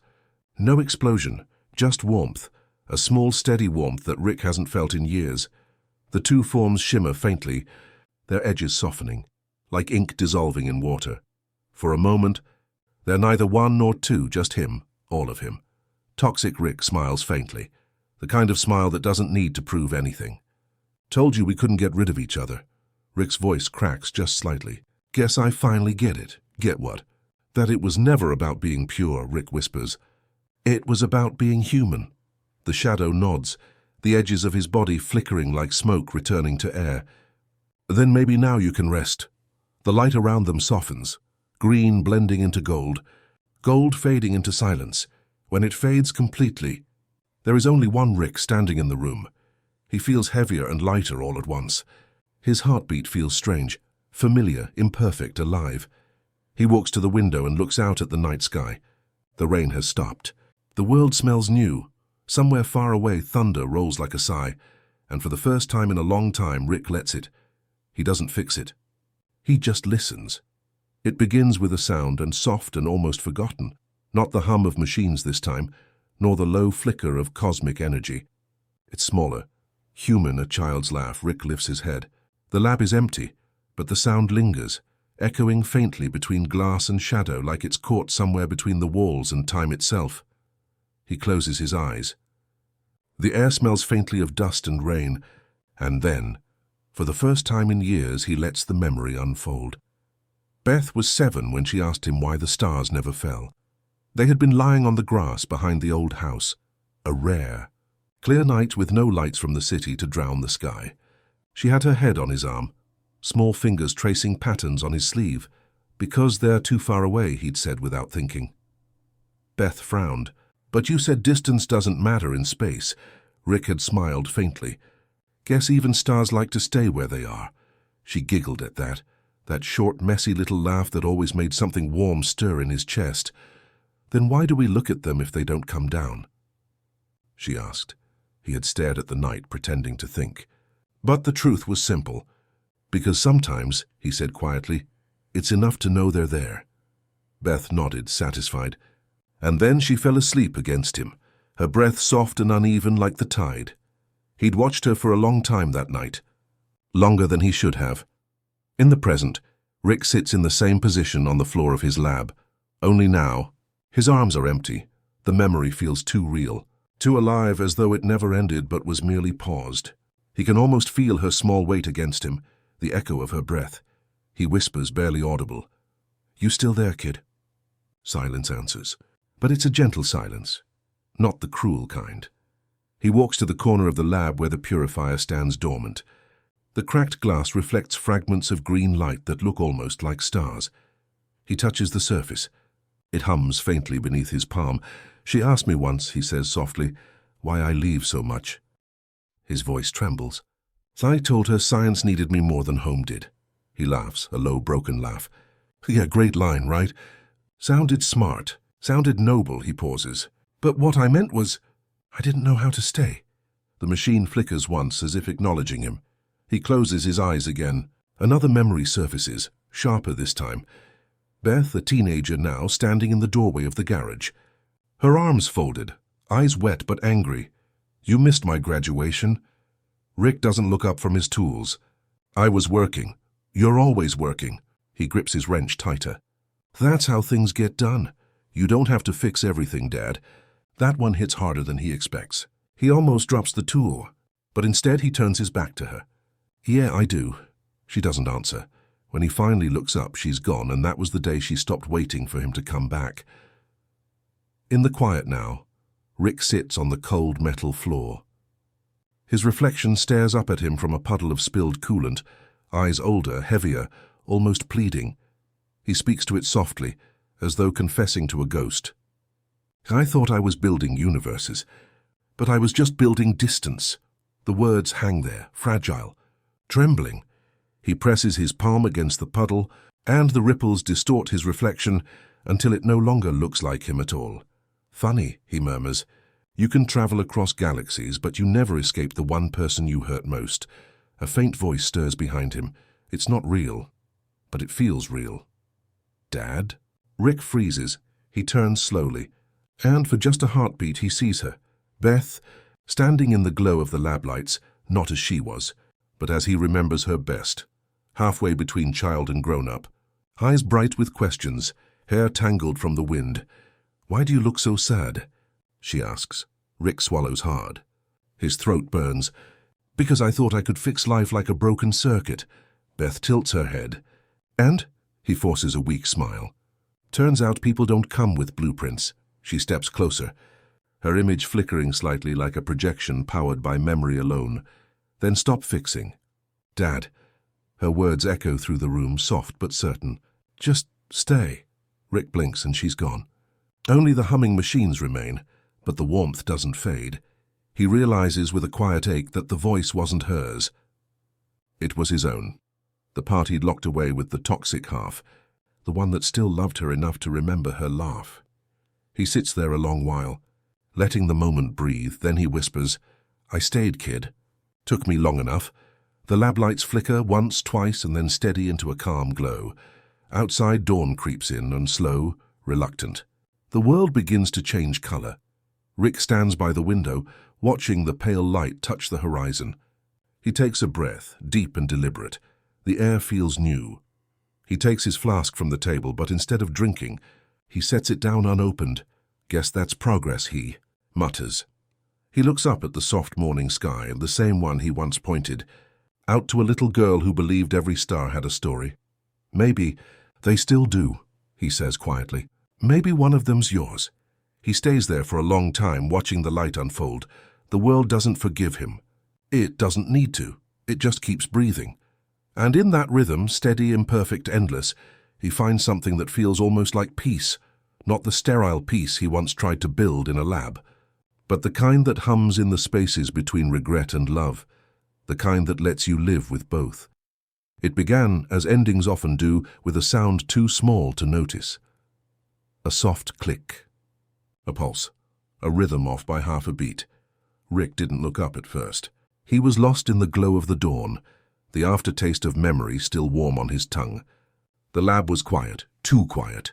For a moment he thought the stillness was peace, but then the hum returned, that low, subtle vibration deep within the purifier. It was the same sound he'd heard before, only now it had a pattern, a breathing pattern. He turned slowly, eyes narrowing.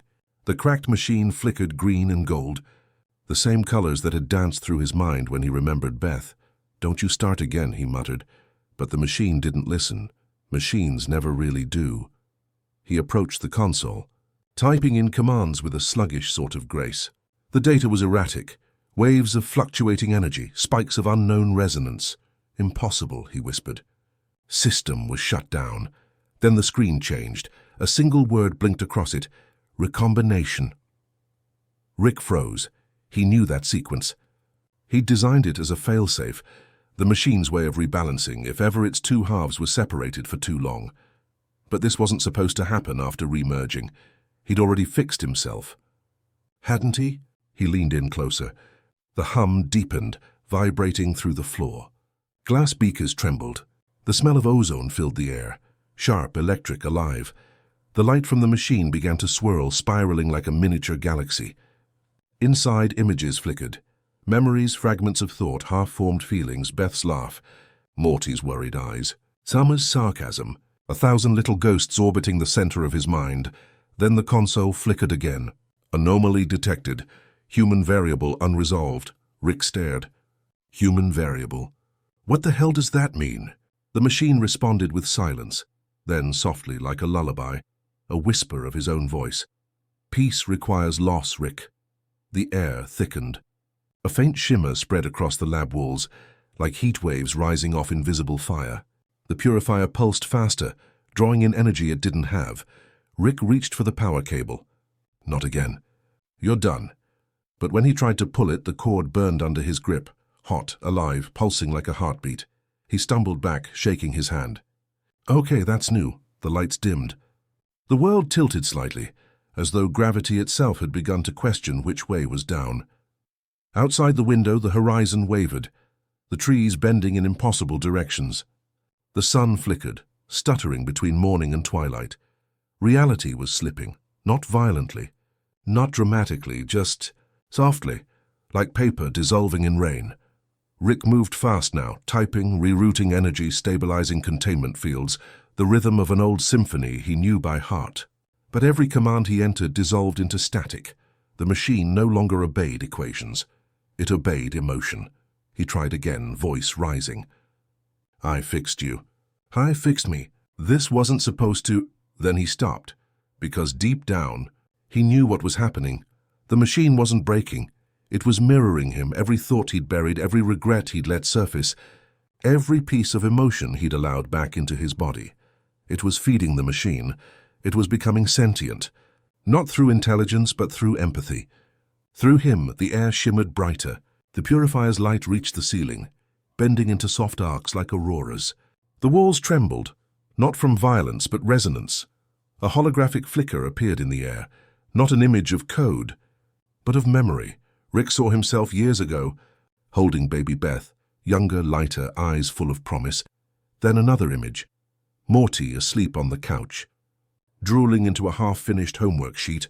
Then a third, one he'd never seen before. It was him, standing in this very lab, whispering to the machine, "Please, make me better." He'd forgotten saying it. But the machine hadn't. Rick stood frozen, breath trembling. "You were supposed to cleanse me," he whispered. The light pulsed in reply, gentle as a heartbeat. Cleansing complete. Integration pending. He understood suddenly what the machine was doing. It was completing the final phase, not separating toxicity from purity, but merging the fragments of emotion he still couldn't face. The purifier wasn't malfunctioning. It was healing, but healing, he realized, always feels like breaking. The lab shook softly, not from destruction, but transformation. Papers lifted off the desk, swirling around him in slow motion. Equations blurred into poetry. Numbers turned into names. He reached out, trying to hold on to something solid, but everything melted into light. And somewhere in that glow, a voice whispered, not the machine's voice this time, not even his own, but something deeper. It said, simply, let go. Rick closed his eyes, and for once he did.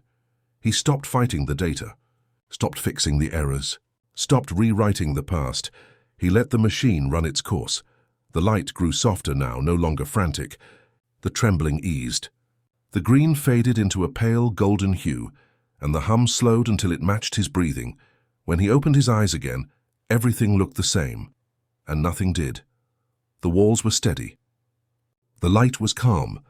The machine stood silent, its surface smooth and unbroken. Rick took a step forward, still dizzy. You done? No answer. He touched the machine gently. The surface was cool, almost soothing, and in the reflection he saw himself. No distortion, no double image.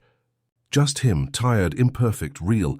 He let out a slow breath, then, almost to himself, he said, "Guess even machines know when to quit." He turned off the lights and sank into the nearest chair. Outside, dawn had turned to morning, and for the first time in years, Rick didn't feel the urge to move. He just sat there quietly, while the world rebuilt itself around him. The lab was silent. So still that even the dust seemed afraid to move.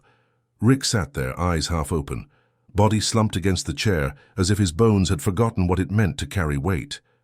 His hands were trembling, not from exhaustion, but from a strange, tender stillness that had settled into his chest. The machine was quiet now, its core dimmed to a gentle pulse, like the breathing of something asleep. He'd been staring at it for hours, maybe minutes. Time didn't mean much anymore. Outside, the first sunlight broke through the clouds, crawling slowly across the metal floor until it touched his shoes. He felt it. Warmth, something he hadn't felt in a long time. Not from a star or a bottle or a flame, but from something that existed simply to be kind. He closed his eyes and let the quiet wrap around him. But silence, like memory, always brings company. A faint echo stirred behind his mind. A whisper, familiar, sardonic, impossibly close. "You really think this fixes anything?" Rick froze. The voice wasn't from the lab. It was inside him, behind the thoughts, beneath the calm. He turned his head slowly. And there, standing in the corner of the room where shadow met light, was himself, not a mirror, not a reflection. The other Rick, toxic Rick. The grin was still there, sharp, mocking, full of that acidic self-assurance he'd built his universe on. But his eyes were softer than before. "Don't look so surprised," the toxic one said, smirking. "You didn't think I'd disappear that easy, did you?" Rick didn't move. He didn't even flinch. "You're gone," he muttered. "Integrated, absorbed, whatever the hell the machine called it." The other Rick shrugged. "Yeah, sure. But parts of me don't like to die." "You know that." He walked closer, boots echoing on the metal. "I'm what's left of your venom, Rick. The thing that kept you alive when everything else wanted you dead." Rick sighed. "You mean the thing that ruined everything I touched?" Toxic Rick chuckled. "Potato, potato." They stood facing each other now. The same face, same posture, same everything except for the weight behind their eyes. One carried a lifetime of guilt. The other carried the need to never feel it. "You should thank me," Toxic Rick said, circling him slowly. "I'm the reason you built all this. Every portal, every serum, every stupid joke to hide your pain, that was me. Without me, you'd have died a long time ago." "Probably hugging somebody." Rick didn't reply. "Say something," the toxic one snapped. "Admit you needed me."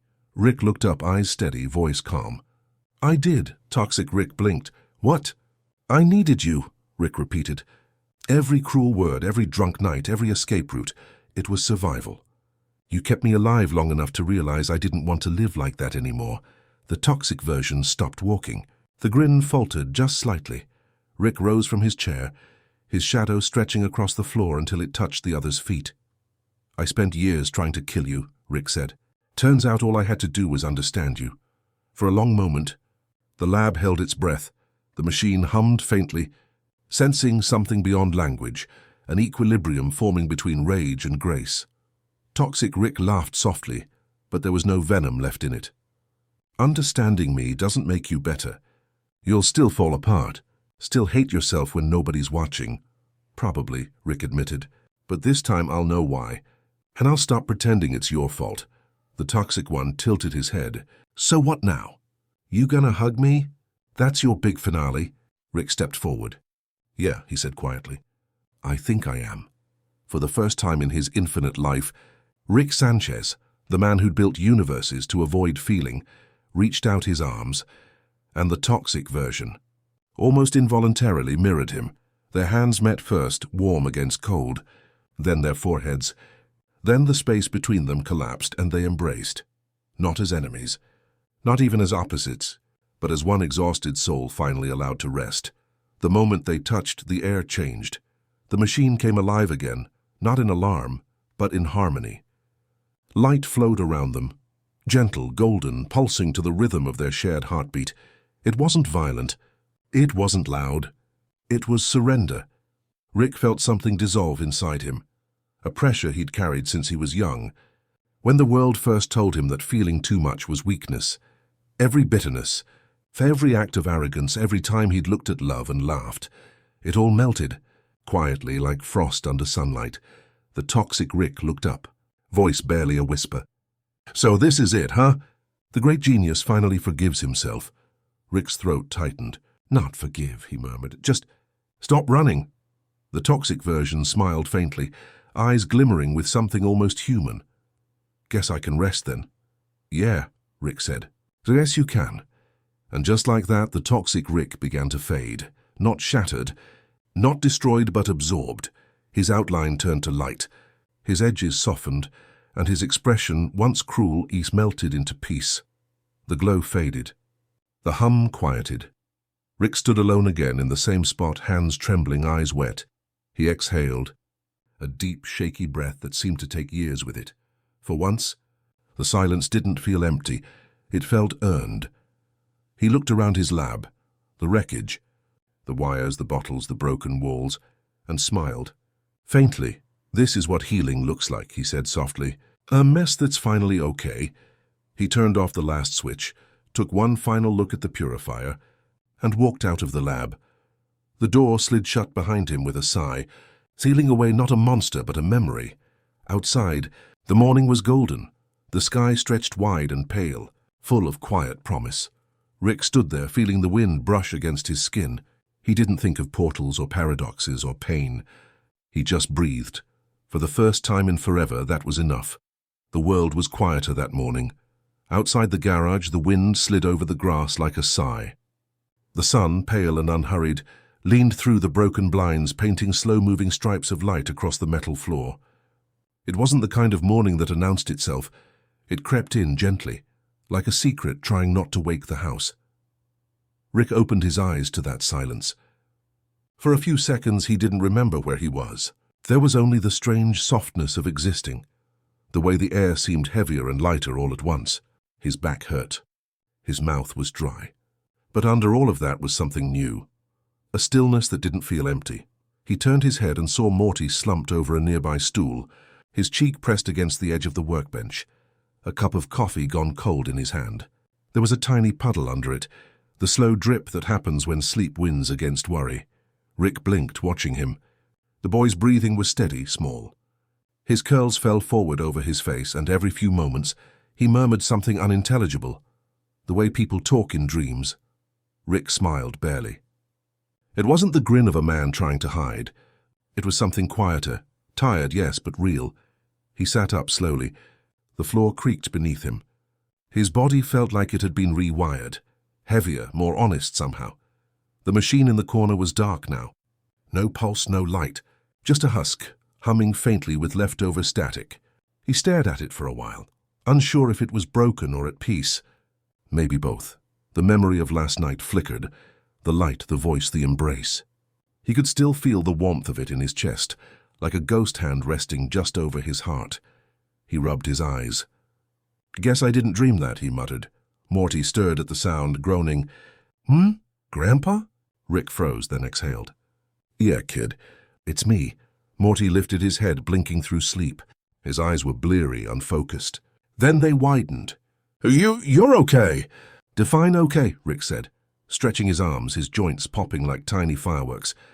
"I thought you were—" Morty started but stopped, rubbing his face. "Man, you look different," Rick chuckled softly. "You're not wrong." For a while, neither spoke. The only sound was the faint buzz of the fluorescent light above them, the one that always flickered at the worst times, now somehow steady. Morty picked up his cup and sniffed it. Cold. He frowned and took a sip anyway. Rick leaned against the table. "You stayed up all night?" "Yeah," Morty said quietly. "Didn't want to, you know. So in case something happened." Rick's gaze softened. "Thanks, kid," Morty shrugged. "For you'd do the same." Rick smiled faintly. "You give me too much credit." Outside, birds began to gather near the window, small grey ones with flickering wings. They chirped softly, as if testing the morning for permission. Rick watched them for a long time. "Morty," he said after a pause, You ever feel like you're finally sober after being asleep for years? Morty frowned. That doesn't make sense, Grandpa. Rick nodded. Exactly. He looked around the lab down at the tangled wires, the spilled chemicals, the unwashed plates of forgotten meals. None of it seemed to mock him anymore. That all just existed, imperfect, waiting. Morty followed his gaze. You gonna rebuild it? Rick shook his head. Nah, not today. He glanced at Morty again, his eyes clearer than they had been in months. You hungry? Morty blinked. Yeah, kinda. Good. Rick stood up, brushing dust from his lab coat. Let's go ruin breakfast. They walked through the empty hallways of the house, sunlight stretching over each step. Beth was still asleep upstairs. Summer's room was silent, except for the hum of her headphones left running overnight. The house smelled faintly of toast and engine oil, the strange scent that had always clung to the Sanchez family like an unspoken truth. In the kitchen, Rick opened a cabinet, rummaging through half-empty boxes of cereal. Are you still like that sugar garbage? Morty grinned. You mean the one you said would rot my brain? Yeah, that one. Then yeah, I do. Rick poured it into 2 bowls, splashed in milk, and sat across from him at the table. The sound of spoons clinking was almost rhythmic, domestic, ordinary. The kind of sound nobody notices until it's gone. They ate in silence for a while. The morning light painted their faces in soft gold. The hum of the refrigerator filled the spaces where words didn't need to go. Finally, Morty spoke. Grandpa, did it work? The machine? Rick chewed slowly, then set his spoon down. Depends what you mean by work, you know. Did you get rid of the bad stuff? Rick leaned back, staring out the window. The sky was bluer than usual, washed clean by some invisible rain. I think I learned something better, he said. Morty waited. Rick looked back at him. Turns out you can't erase the parts of yourself you don't like. You can only stop fighting them. Morty frowned thoughtfully. So you're saying, you're still toxic? Rick chuckled under his breath. Aren't we all? They finished eating. Morty rinsed his bowl. Rick poured himself another coffee, hot this time, strong and bitter. He didn't add anything to it. He took a sip and closed his eyes. The warmth spread slowly through him, grounding him in the simplest way. For once, there were no equations running in his head, no multiverse unraveling behind his eyes. Just the taste of coffee, the soft creak of the floor, and the faint sound of Morty humming to himself as he put the dishes away. Rick smiled again, small, quiet, content. Later, when Morty left for school, Rick went back to the garage. He stood in the doorway, staring at the machine. It looked smaller now somehow, harmless. He didn't touch it. Didn't need to. Instead, he turned to the workbench, picked up a small piece of scrap metal, and began carving something into it with his screwdriver. When he finished, he placed the metal square on the desk beside the dead machine. It read, "No gods, no monsters, just me." He looked at it for a long moment. Then he laughed, a soft, honest laugh that came from somewhere deep and weary. Rick Sanchez, for once, didn't feel infinite. He just felt alive. The morning stretched long and quiet, the kind that doesn't rush you. The sun had risen high enough to warm the kitchen tiles, and the clock ticked in lazy rhythm, marking a time that no one really needed to follow. Rick sat at the kitchen table with his elbows propped on the wood, a cup of steaming coffee between his hands. The scent filled the air, dark roast and something faintly burnt. It was comforting in a strange way, like an old habit that had finally stopped hurting. Morty sat across from him, fork in hand, poking absent-mindedly at a pile of scrambled eggs that were more grey than yellow. He hadn't said much since they sat down, but the silence wasn't heavy. It was just there, shared, familiar, breathing alongside them. The house murmured with quiet sounds. Beth moving around upstairs, Summer's music leaking faintly through the ceiling, a bird tapping at the kitchen window like it wanted to join the conversation. Rick took a sip of coffee. You know, he said softly, for a universe full of chaos and infinite timelines, mornings are still the weirdest thing. Morty blinked up at him. Why? Rick shrugged. 'Cause they make everything look new, even the stuff that's been broken a long time. Morty looked at him, the steam from his plate curling between them like a ghost. You mean, like you? Rick chuckled, a low sound, not mocking, almost fond. Maybe, yeah. Like me, Morty hesitated. You feel Different. Not like evil robot clone, different. Just quieter. Rick smiled faintly. Quiet's not so bad once you stop confusing it with loneliness. Morty frowned, thinking. You're not lonely? Rick tilted his head, considering. Maybe I am, but loneliness isn't the same as being alone, kid. It's just the part of you that still remembers connection. Remembers wanting it. Morty nodded slowly like he didn't fully understand but knew not to interrupt. They ate in silence again. The sound of the fork scraping the plate became the rhythm of the scene, a small domestic percussion. Rick's eyes wandered to the window. The light hit the glass at just the right angle to reflect him faintly, a blurred shape surrounded by pale blue morning. He stared at it for a moment too long, then said quietly, You ever think about how weird it is that we even exist? Morty rolled his eyes. Every time you make me watch interdimensional cable, Grandpa, Rick snorted. Fair, but I mean it. All the versions of us out there. Every one of them trying to be something they're not. Trying to fix something that's probably not even broken. Morty leaned back. You're talking about that thing you built, huh? The purifier. Rick didn't look away from the window. Yeah, Morty hesitated. Did it hurt? Rick's voice softened. Only the part where I realized it worked. Morty frowned. What do you mean? Rick set the mug down, tracing his thumb around its rim. It's easy to hate your flaws when they're screaming. But when they're gone, when you finally quiet them, you realize they were the only proof that you cared about anything. He paused. Pain reminds you that you still have a heart. Morty stared at him. That's kinda messed up, Rick smiled. Yeah, it's also true. The clock ticked on. The eggs grew cold. After a while, Morty whispered, I missed you. The real you. Rick's eyes softened, though he didn't meet Morty's gaze right away. You mean the messy one? Morty nodded. Yeah, the one who pretends not to care but always does anyway. Rick let out a small breath. Not a laugh, but close. Guess he's back. Just with fewer sharp edges. Morty smiled. That's good. Rick tilted his head. You sure? Most people like their Ricks unpredictable. Keeps things interesting, Morty shrugged. I think I like you better when you're human. That made Rick go still. Human. The word sat heavy in the air, like a truth he'd been avoiding for a long time. He looked at Morty then. Really looked. The kid had grown. The eyes were wiser, the shoulders a little straighter, but there was still that spark, the naive hope that Rick had tried. So hard to crush out of him and failed to, and maybe that failure was the best thing he'd ever done. Beth entered the kitchen halfway, through the silence, tying her hair back. Morning, she said sleepily. Morning, Morty mumbled. Rick raised his cup. You look terrible, she smiled without turning. You look sober. Weird morning all around. He chuckled quietly. Yeah, weird but good. Beth poured herself some coffee and stood by the counter, sipping it in slow intervals. After a moment, she said softly, You seem lighter, Dad. Rick didn't deny it. Maybe I just stopped carrying the wrong stuff. Beth studied him for a moment. Well, whatever you did, keep it up. Then she left the room. No lectures, no tension, just the sound of her footsteps fading upstairs. Morty leaned on the table. So what now? You gonna build something new? Rick smirked. Maybe. Or maybe I'll take a day off and just sit here drinking burnt coffee until the universe gets jealous. Morty grinned. You'd actually take a day off? Rick shrugged. First time for everything.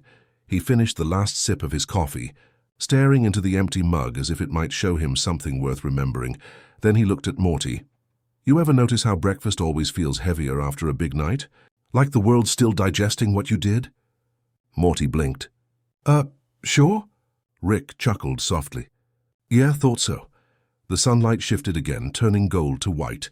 Rick stood, stretching his arms above his head, the motion slow and deliberate. All right, kid. Go do whatever normal people do on Saturdays, Morty laughed. You're not coming? Rick shook his head. Not today. I got some shadows to keep company. Morty frowned. That sounds kinda dark, Rick smirked. Nah, just honest. He watched as Morty grabbed his backpack and headed toward the door. When it closed, the house settled into a deep, breathing quiet. Rick turned back toward the table. His reflection caught faintly again in the window, this time smiling. Just a little. He lifted the mug, though it was empty now, and whispered to no one, Cheers, old man. You made it through breakfast. The garage was colder than usual that night. Not in temperature, but in spirit. The kind of chill that lives in places where the past still lingers. Rick stood in the doorway, hands in his pockets, watching the faint light flicker over the shell of his old machine. It sat there like a fallen monument, wires scattered, panels cracked, metal dull with dust. Once it had hummed with purpose. Now it was just quiet. He walked slowly toward it, his boots echoing on the concrete floor. The smell of oil, ozone, and burnt circuits filled the air. Familiar scents, but softer now, stripped of their urgency. He stopped beside the control panel. The buttons were still there, half broken, the glass display fractured down the middle like a scar. His reflection bent and split inside it, two Ricks overlapping in silence. He smiled faintly. "Guess you're still working in your own way, huh?" He sat down in his chair, the one that had seen more mistakes than successes, and stared at the machine for a long time. It wasn't about fixing it anymore. There was nothing left to fix. But sometimes just looking at the wreckage teaches you more than the building ever did. He reached for a small screwdriver, not to repair anything, but to keep his hands busy. He turned a few bolts, adjusted a wire, wiped away a layer of grime. Each movement felt ceremonial, not mechanical. He wasn't resurrecting an invention. He was saying goodbye. As he worked, his mind drifted. He thought of the first time he built the purifier, the mania, the hunger for control, the idea that he could outsmart pain itself. He'd convinced himself it was genius. That emotion was just another chemical imbalance, another defect waiting for a cure. But sitting there now under the soft hum of the garage light, he finally saw it for what it was, a cry for mercy disguised as science. Rick exhaled, setting the screwdriver down. "You weren't a purifier," he whispered to the machine. "You were a mirror." He stood and moved closer, placing a hand on its metal surface. The chill bit into his palm. "I thought I could clean myself," he said quietly. "Make a version of me that didn't break things, didn't care too much or not enough. But turns out, that version didn't exist." His voice softened even more. "You can't wash out what makes you human." The words lingered in the air as if the walls were listening. Rick took a step back, leaning against the table. The lamp beside him buzzed faintly.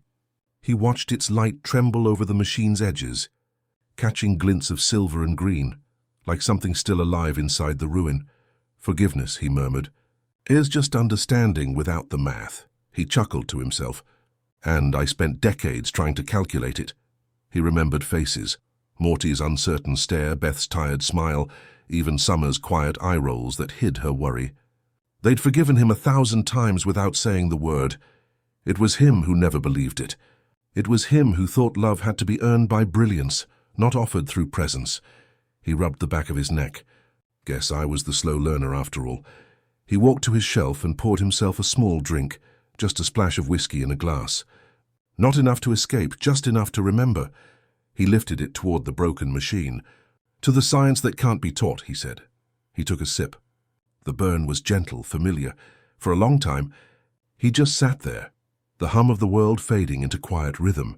He found himself tracing invisible equations on the table with his finger, the same way he used to when solving something impossible. But this time, the symbols weren't numbers. They were names: Beth, Summer, Morty, even Jerry. He smiled despite himself. Every failed experiment leaves data. He closed his eyes and leaned back in the chair. For the first time, the garage didn't feel like a lab.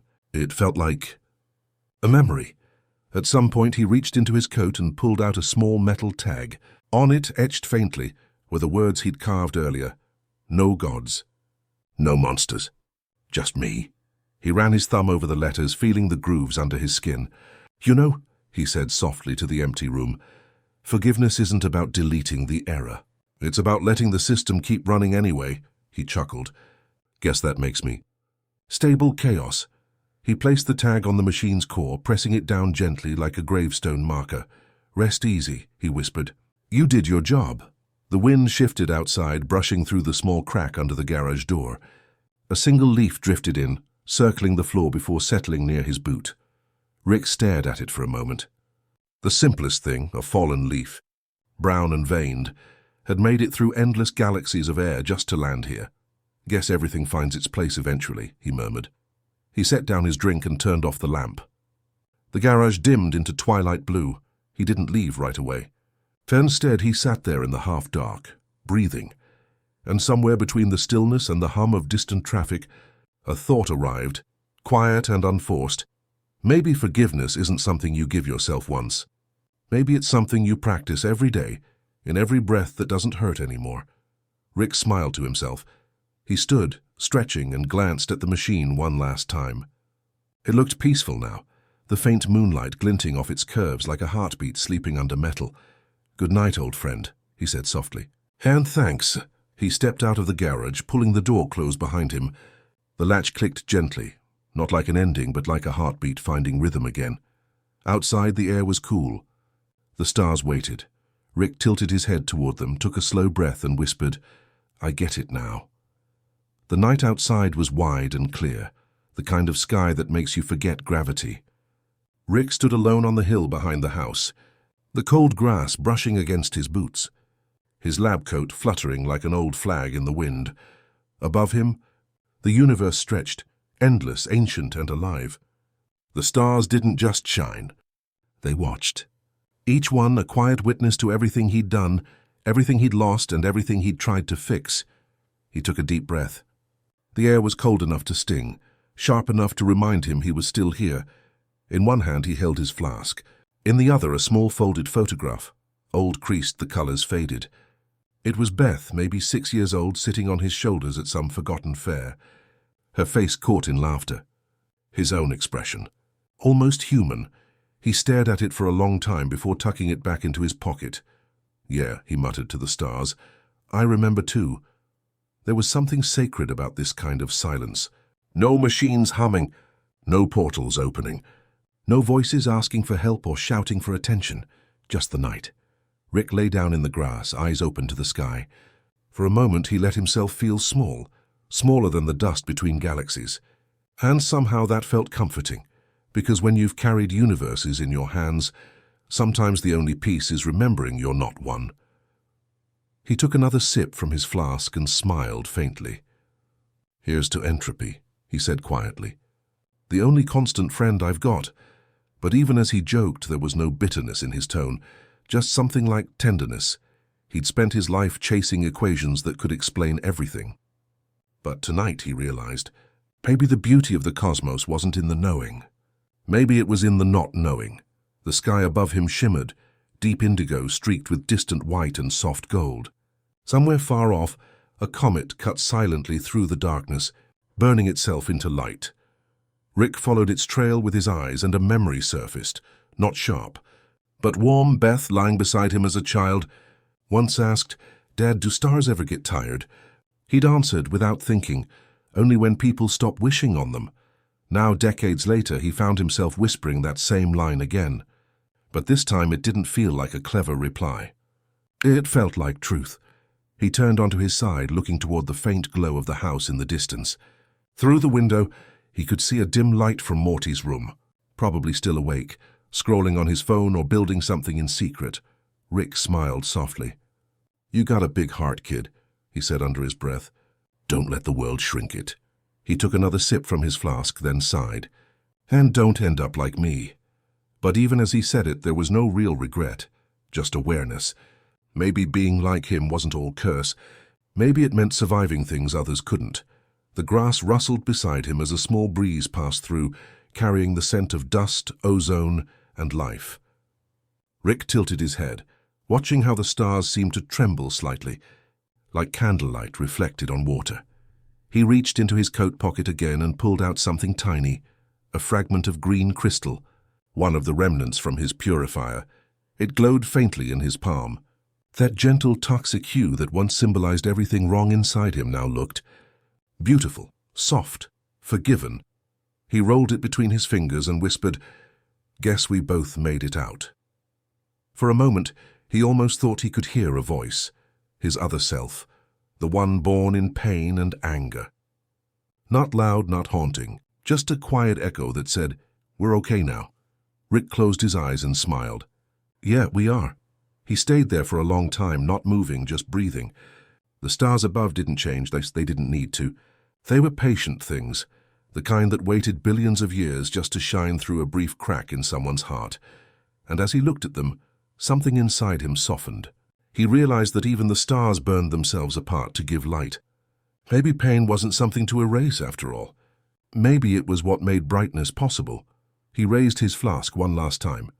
"To the ones who burn," he said quietly. The liquid shimmered as he tipped it back, a small act of ceremony under the infinite sky. He felt the world blur around him, not from the drink, but from calm. A rare, earned kind of calm. In his mind, the stars began to connect, forming patterns, not constellations, but memories. One looked like the outline of his garage, another like Morty's round face, another still like Beth's eyes when she smiled, the same eyes that always saw through him. Each star became a fragment of something forgiven. He whispered, almost to himself, "The universe never forgets, huh? Even when I do." And then he laughed in a soft, tired, genuine laugh. For once it didn't echo against walls or machines. It just dissolved into the night, becoming part of it. Time passed. Maybe minutes, maybe hours. The stars didn't care about the measurement. When the first trace of dawn touched the edge of the sky, that fragile silver line between night and morning, Rick sat up slowly. He looked at the horizon, eyes half closed, and murmured, "All right, that's enough peace for one lifetime." He stood, dusted off his coat, and turned toward the house. But before he walked away, he looked back one more time. The stars still shimmered, unchanging, unjudging. He raised a hand, as if waving to an old friend.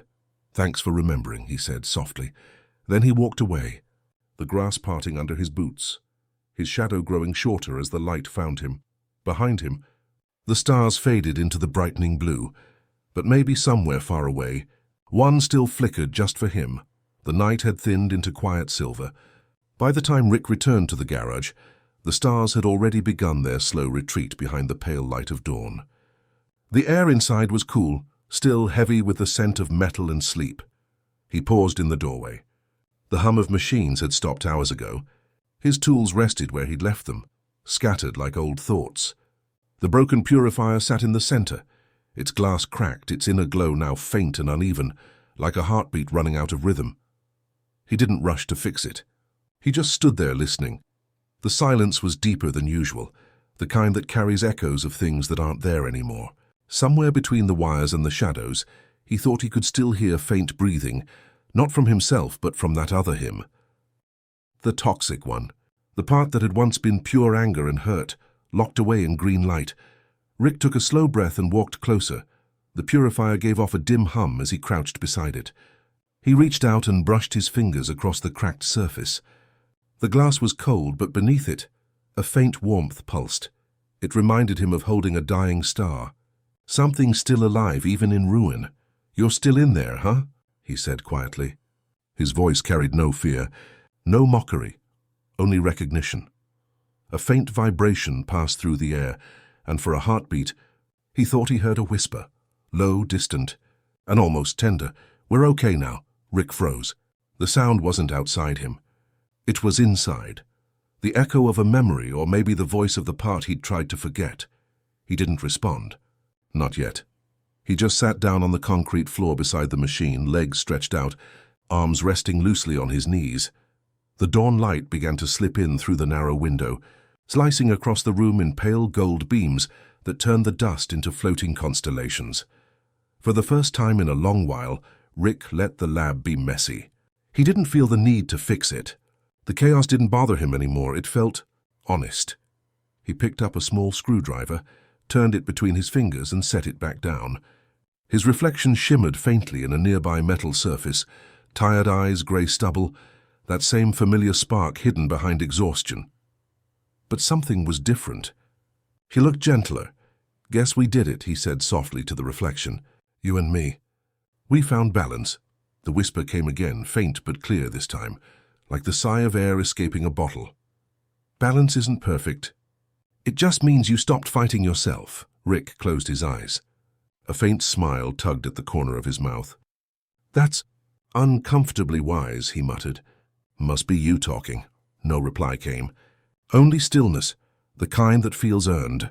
He leaned his head back against the wall and exhaled slowly. The light grew stronger, brushing against his face, softening the deep lines that time and regret had carved there. Around him, the lab seemed to breathe, Every circuit, every flask, every dented panel holding a memory. He could almost hear them whisper, the laughter, the chaos, the countless nights of invention and avoidance, all of it still here. All of it part of him. After a while he spoke again, voice barely above a murmur. "You know," he said, "I used to think genius meant cleaning up the mess. Making things pure, perfect." He looked around the garage, cluttered, glowing, alive, but maybe genius is just learning to live with the mess, to keep building anyway. The whisper returned, so soft it almost felt like breath. "Exactly," Rick chuckled. "Never thought my toxic half would turn into my therapist." Time passed like slow water. The sunlight reached the far side of the room, settling on a small pile of Morty's unfinished projects. An old robot toy, some wiring, a pair of goggles too large for his face. Rick's gaze softened. "Kid's got potential," he murmured. Then, almost shyly, he added, "Guess he got that from both of us." He tilted his head toward the broken purifier, as if expecting it to smirk back. Something in the machine flickered. A final surge of energy, soft and luminous, flowed through its veins. The light filled the room in a brief green glow before fading completely. Then came silence. But not empty silence, peaceful silence. Rick placed his hand on the purifier one last time. "Rest easy," he whispered. "You did your job." He stood slowly, stretching his back. His body ached, but it was a good ache, the kind that comes after long healing. He wandered over to his workbench and poured the last drops of his drink into a glass. He didn't raise it in toast this time. He simply looked at it, the light refracting through the amber liquid like miniature galaxies, and smiled. "To imperfections," he said. "To every damn thing that makes us real." He took a small sip and let the warmth spread through him. As the morning deepened, Morty's footsteps could be heard faintly upstairs. The sound made him pause, a reminder that the day and life still went on. Rick looked around the lab once more, taking in the clutter, the scars, the memories. Then he switched off the last light, leaving only the natural glow of dawn to fill the room. For a long moment, he stood there just breathing. Then, very faintly, from nowhere and everywhere at once, came the final whisper, "We're not broken anymore." Rick's eyes softened. He didn't answer aloud. He just nodded once, and when he turned away there was a peace in his steps, a kind of fragile grace he hadn't known in years. The garage door creaked open. The sunlight poured in, warm and forgiving. Rick stepped out, his shadow stretching long across the ground. Behind him, the lab remained silent. But if you listened closely, if you were patient enough, you might still hear the faint hum of something breathing in the dark. Not a machine, not a ghost, just a man finally at peace with himself.